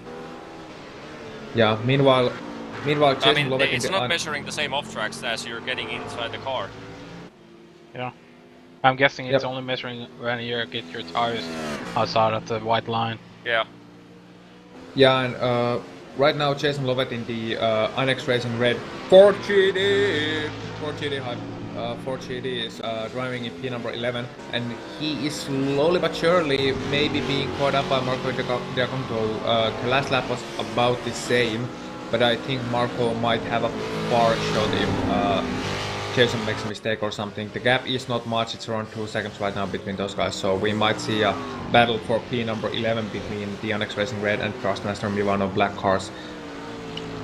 And with less than 20 minutes to go, I'd like to go through the top 5, since the 5th car is actually the last one on the lead lap. So leading, Radicals Online GT31.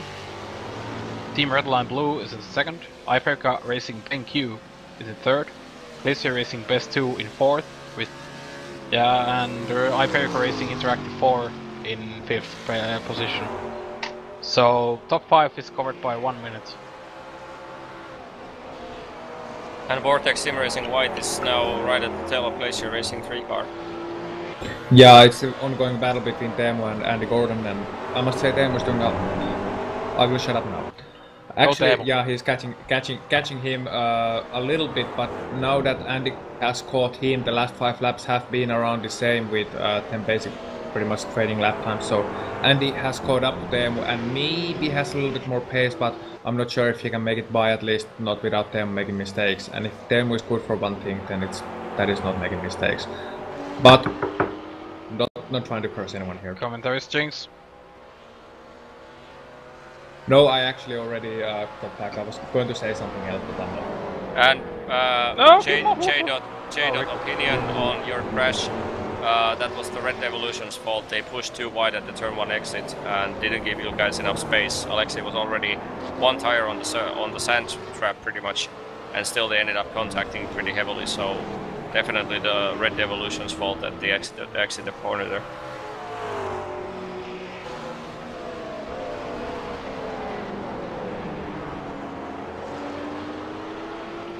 Do we want to give a shout out to the cute pandas?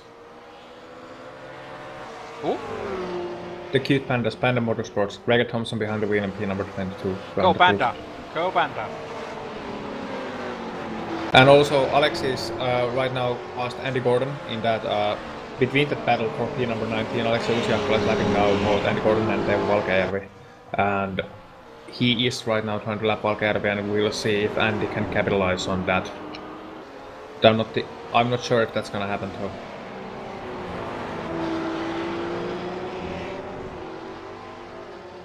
Yep. Yeah, I'm letting Teemu flickering past, his brake lights. Whoa! Whoa! That was close. Andy, you might want to watch out for that.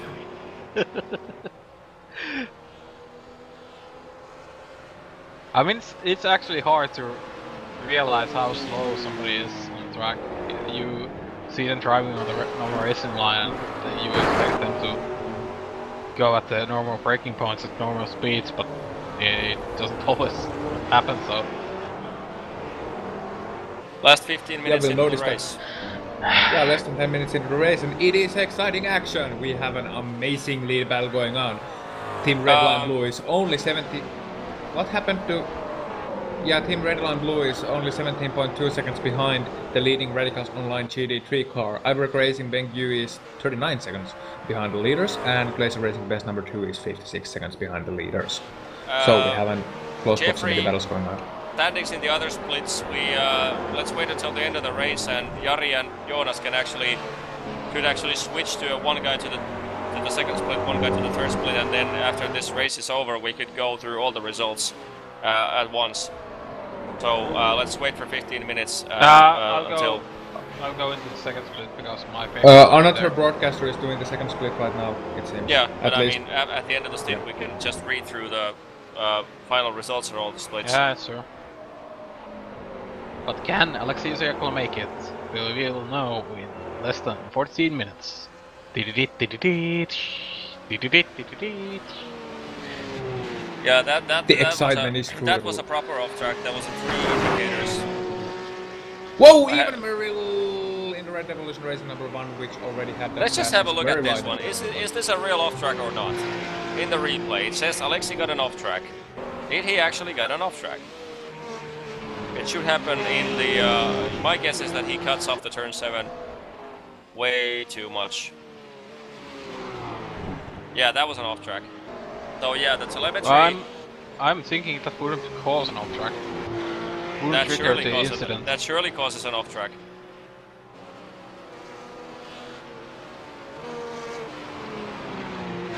Oh yeah, I'm missing the spread. Yeah. So but far I mean, inside. According Whoa, to... Tell made a mistake in turn number 6, and Andy Gordon is getting closer to him right now. Andy Gordon is right up the rear of Temple Academy. But if I'm reading the telemetry right, if in case a guy really gets an off track, then it shows it as a double. So in that sense, Alexei is should be pretty safe in terms of off tracks. Well, I'm just having a look at Teemu right now. It showed that Teemu had an off track. Well, actually, that was an off track. That Teemu that wasn't an off track. Well, he took a tire on the grass, but. Yeah, it wasn't an off track. So that's the reason. So it calculates. The one off track shows that part of the tire goes beyond the white line, but the double means that it actually registered. So in that sense, the Team Red Line Blue car should be safe this time. Hopefully they are. This time. I would hate to say. This time, because last time they got DNF'd, so DQ'd. So, yeah. Yeah, and Andy is still in the close proximity, and I think this is the tightest battle that is going on the track right now. Andy Gordon has to find his way through them Valkearavi within the remaining 12 minutes. I, for one, would be neutral, but I for one, hope he doesn't. But then again, anything can happen in a motor race. And also, yeah, Andy is right now, I think he's pretty content in following Teemu, but he will also capitalize on any possible mistake that Teemu will make. Which he of course will, because competitor's curse is real, right? Yeah. Yeah, sure it is. Just a question of when. I have to say that the Radicals GT3-1 car has done an outstanding job. I mean, they didn't start on pole, but they started P3, and I think they got the P2 pretty rapidly, and then after the pit stop cycle they got passed, and ever since they've been driving into sunset. Yeah, they flowed their way to 2 in the first turn. Oh, was it the GT1 car that plowed it? Oh, yeah. Wow. So plow victory for Radical's GT1 car. Yeah, just like Dave Kelly. Yeah. Yeah, it's unfortunate how sometimes you can cause an accident or an incident Like Miley with Cyrus another would driver say, and then make I it through. came in like a wrecking ball.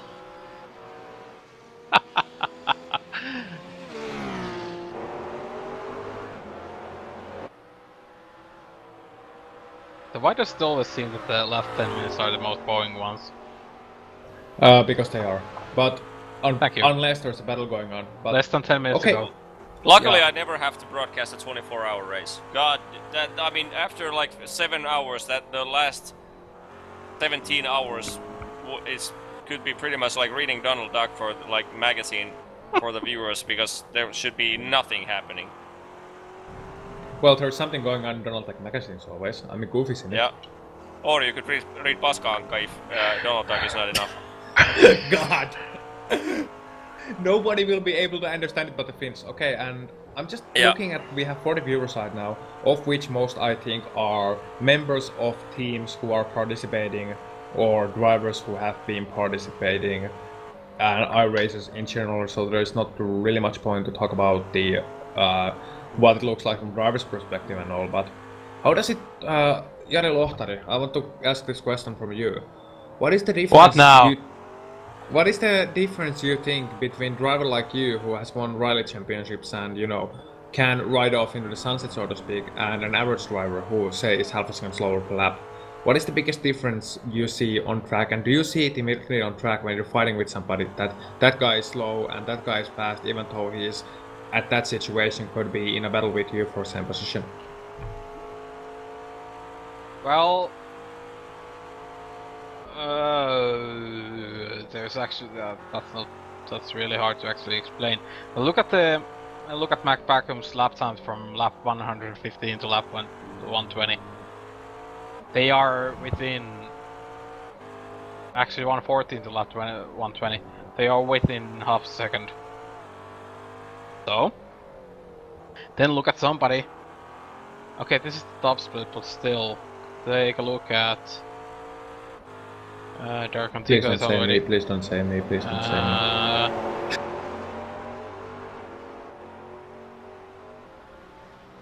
Teemu isn't a good example. This is the top split. Everybody here has more points as an I rating, so it's kind of hard to set an example. But you can basically lap 10 laps within 5 tenths. Attempt. Oh, that was a slight peak that Andy did on Teemu, but yeah, nothing more than that. In a 3-hour race, you can really see the rubber being laid on the tight brakings. I mean, there's really a thick black surface there on the where the outside tires are. Yeah, and if you hit the marbles on the last stint, even though some may have them turned off, but if you hit the marbles, you're gonna notice it. Your car's gonna go for a ride because there's just no grip outside it. Yeah, but I don't think the 3-hour race picks up that many marbles. Well, there is surprisingly many when there is 40 drivers in it. 35 to 40 drivers. There's actually quite a lot. I've noticed it when I was driving the last stint in the first race. I noticed that whenever I went offline, there's just no grip to be found, especially in the braking. As Andy Gordon notices there, he gets a little bit wobbly off the curb and has a little bit of movement, but is able to keep it somewhat under control. And that McLaren looks really wild when it goes sideways, because the cars bounce around and it looks quite weird. The cars seem to be stick and drag, but what is going on? And like you predicted, Marco Diacunto is now caught up to the 4GT of IDEX Racing Red. 0.4 seconds the gap, and we still have 6 minutes to go, so he might have a late charge here. I'm sorry, Marcy, but go forward. Oh, Alexi just had a big off track. Even though I have to say, IDEX Racing Red has already 313 points, so they gain nothing by getting past that the P11. Naturally, they like in terms of racing instinct, yeah, go for it. But no, I mean the IDEX Racing of the 4GT has nothing to lose. So if Marcy decides to go for the pass, I think the 4GT is going to let him through because they have absolutely nothing to lose. Yeah, I agree. And also the 4GT is a bit slower on the straight line, so it should be a relatively straightforward move if he can get in the back of him. If we're gonna browse through the results from the two different splits, you guys should probably bail so you get into the session. Yeah, Yeah, I'm I'm failing going for to the P3. second split. I'm You going go to for the P3. third. Because my favorites are in split. So, last 5 minutes of the race. Mac Backham is leading the way for Radical's online GT3 1 car. Done a pretty much a flawless job. The entire team, I mean. Alex Uzi-Aquila for the Team Redline is in P2. Nestor Garcia Jr. in P3. Riku Alatalo in P4. Christian Kwitnevsky in P5. Dave Helling in P6. So Iberica Racing Team has 3 drivers in top 7, so respectable position. Then we have John O'Connell in P7, Martin Solari in P8, Anders Dahl in P9, and Jonathan Fuller fills the top 10. But Jason Lovett and Marco ID Acunto or Marcy are still fighting for P11 on the screen. Marcy actually gave up a little bit. It was up down to 0.4 seconds. Now it's again up to 1 second. So he might have the tires. He might not have the tires to go for it. But or I don't know if he made a mistake or if there was a traffic issue or something. But time is getting short. Time is running short if Marcy is going to have a last go. Yeah, indeed it is.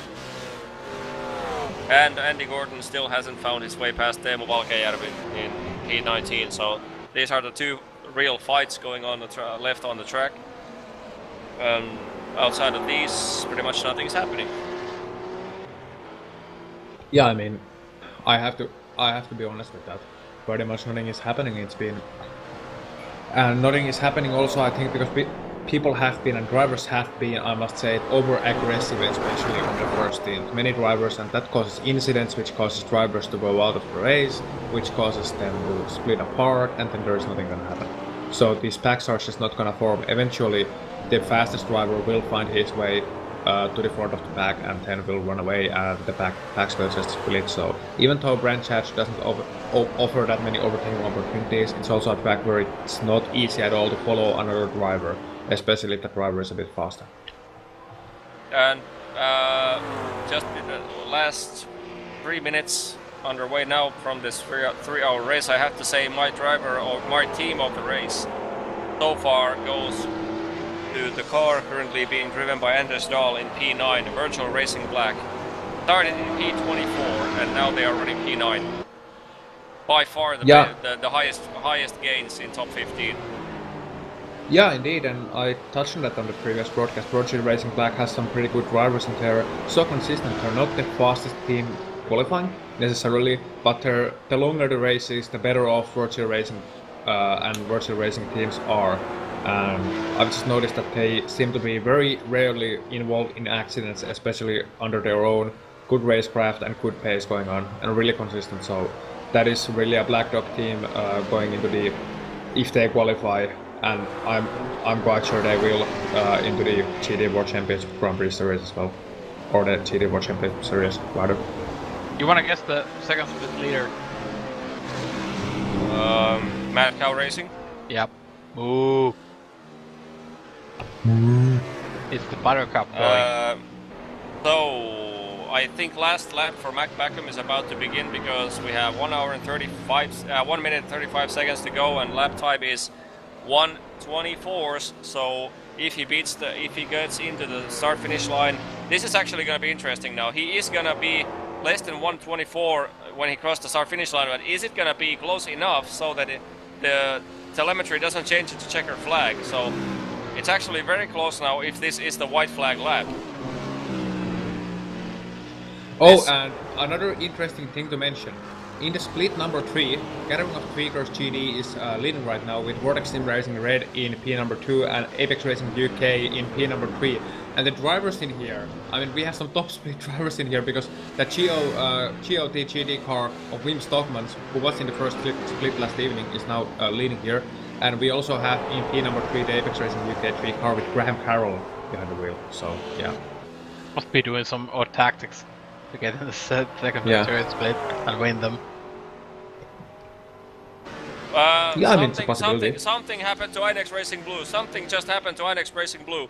I will have a replay of that just after McMahon is on the finish line. Something happened to Dave Helling. His car just froze completely. I'm not sure if he disconnected or something. Robin Friskops is now reported to be sitting in the car in the pits, but something happened to Dave Helling. Oh no. So now, 8 seconds to go, 7 seconds. Now we'll see if the telemetry is going to give the checkered flag this time around, or will it be the white flag? Yes, it's going to be checkered flag. So Beckham doesn't beat the clock. It's going to be victory for Radicals Online GT3 1. Second victory in 3 races. Just pure domination. Yeah, indeed, pure domination for them, and they've been driving really well. And also, I think Lucis made it to the finish, no? Yeah, Alexi is just coming into the last corner now, and Alexi is going to take the team red line into the checkered flag for the first time this weekend, and they will get the P2 and 320 something points, huge pile of points for them, big relief. Nestor Garcia is coming into the penultimate corner. He will get the P3 for Iberica Racing BenQ car. Awesome results for that team as well. 15 seconds after that, Riku Alatalo should be bringing the Glacier Racing rough car to the finish line as P4. Christian Kwitnevsky then in the Iberica car should be coming in the P5, and John Oncala should be filling the top 6. There goes Nestor across the finish line. Yeah, Wim Stockman is right now coming over the finish line, and he won split number 3. Wim Stockman for Gathering of Tweakers GD car won split number 3.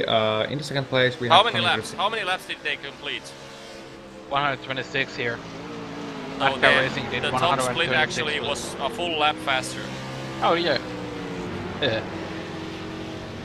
127, no, 126 here. Yeah, 126. Yeah. Yeah, so the top split actually beats the clock, so that they actually got 1 full lap more than the two other splits. These guys actually missed it by 17 seconds. So the total time is 3 hours and 17 seconds. Yeah. Yeah, and for here it's 3 hours, 1 minute and 4 seconds. So, final race results for the top split then. Radicals Online GT3, 1 car as the winner. Team Redline Blue at P2. Iberica Racing BenQ P3. Glacier Racing Best 2 car in P4. Iberica Racing Interactive 4 in P5. P6 for Iberica Racing Zalem. P7 for Art Racing Team Black. P8 for Virtual Racing Black. P9 for Phoenix Motorsports Rough. P10 for IDEX Racing Red. And the rest of the results coming on the screen. Guys, take it over for the other splits. The second split, the winner is Mad Car Racing Buttercup. And then it's MSP Drivers Home 1, Chorus Sim Racing, MSP Drivers Home 4, iRacing Japan Flat 6 Racing, iRacing Brazil iAnalyze, then Virtual Racing Yellow, GT Ross Spanish Sim Racing Team Silver, Odox Motorsport for P9, and Nitro Velox fills the top 10 with P10, and my personal favorite, the Black Star Racing 77 car, came in P13. And for the split number 3, the Gathering of Tweakers GD car won the race 11 seconds ahead of Vortex Sim Racing Red. Apex Racing UK, third team, placed in P number 3, Excelsior Racing Team in P number 4, Euphoria Racing Green in P number 5, IRML Racing Team in P number 6, then Evolution Racing Australia GD2 in P number 7, Dream Factory in P number 8, DPR in P number 9, and Croatia Racing in P number 10. And the Glacier Racing Team, which was in the third split, Glacier Racing BES number 4 team, finished 28 with 68 seconds behind the leader. Yeah, they crashed. Yeah, I noticed. Good. You have good eyes. And also going on, the interesting thing about these teams is that even though this was split number 3, for example, the Apex Racing UK number 3 team had Graham Carroll, Derek Palmer and Cam Stark at the wheel. Although Cam Stark didn't drive, he was just, I guess, spotting for them. And some other very notable drivers for them, Apex Racing Academy featuring Marcus Jensen and Patrick Bolster, and other drivers as well who are very noticeable and have been taking time in the top split. So I think some teams are finding it a good strategy to have their lower already driver sign up them for the race and be in split number 2 or split number 3 and take a better position than it would be in split number 1 where the playing field is really strong. For example, Vortex Sim Racing Red had Ivo Hoveller and Luis Rodriguez 4, as well as Gianluca Bellardinelli driving for them in the split number 3. So, well, So it's not just the top split. The top split, of course, by default has best drivers, but it goes all the way to split 2, split 3, and sometimes even split 4 features some normal official top split action and some. So it's going to be really interesting to see how this season goes on when some teams are not necessarily driving against each other, even though they are driving against each other in the point standings.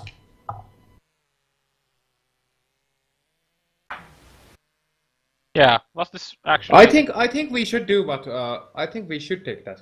Well, sure. Hop in If then. you want to do it. Yeah, just hop in.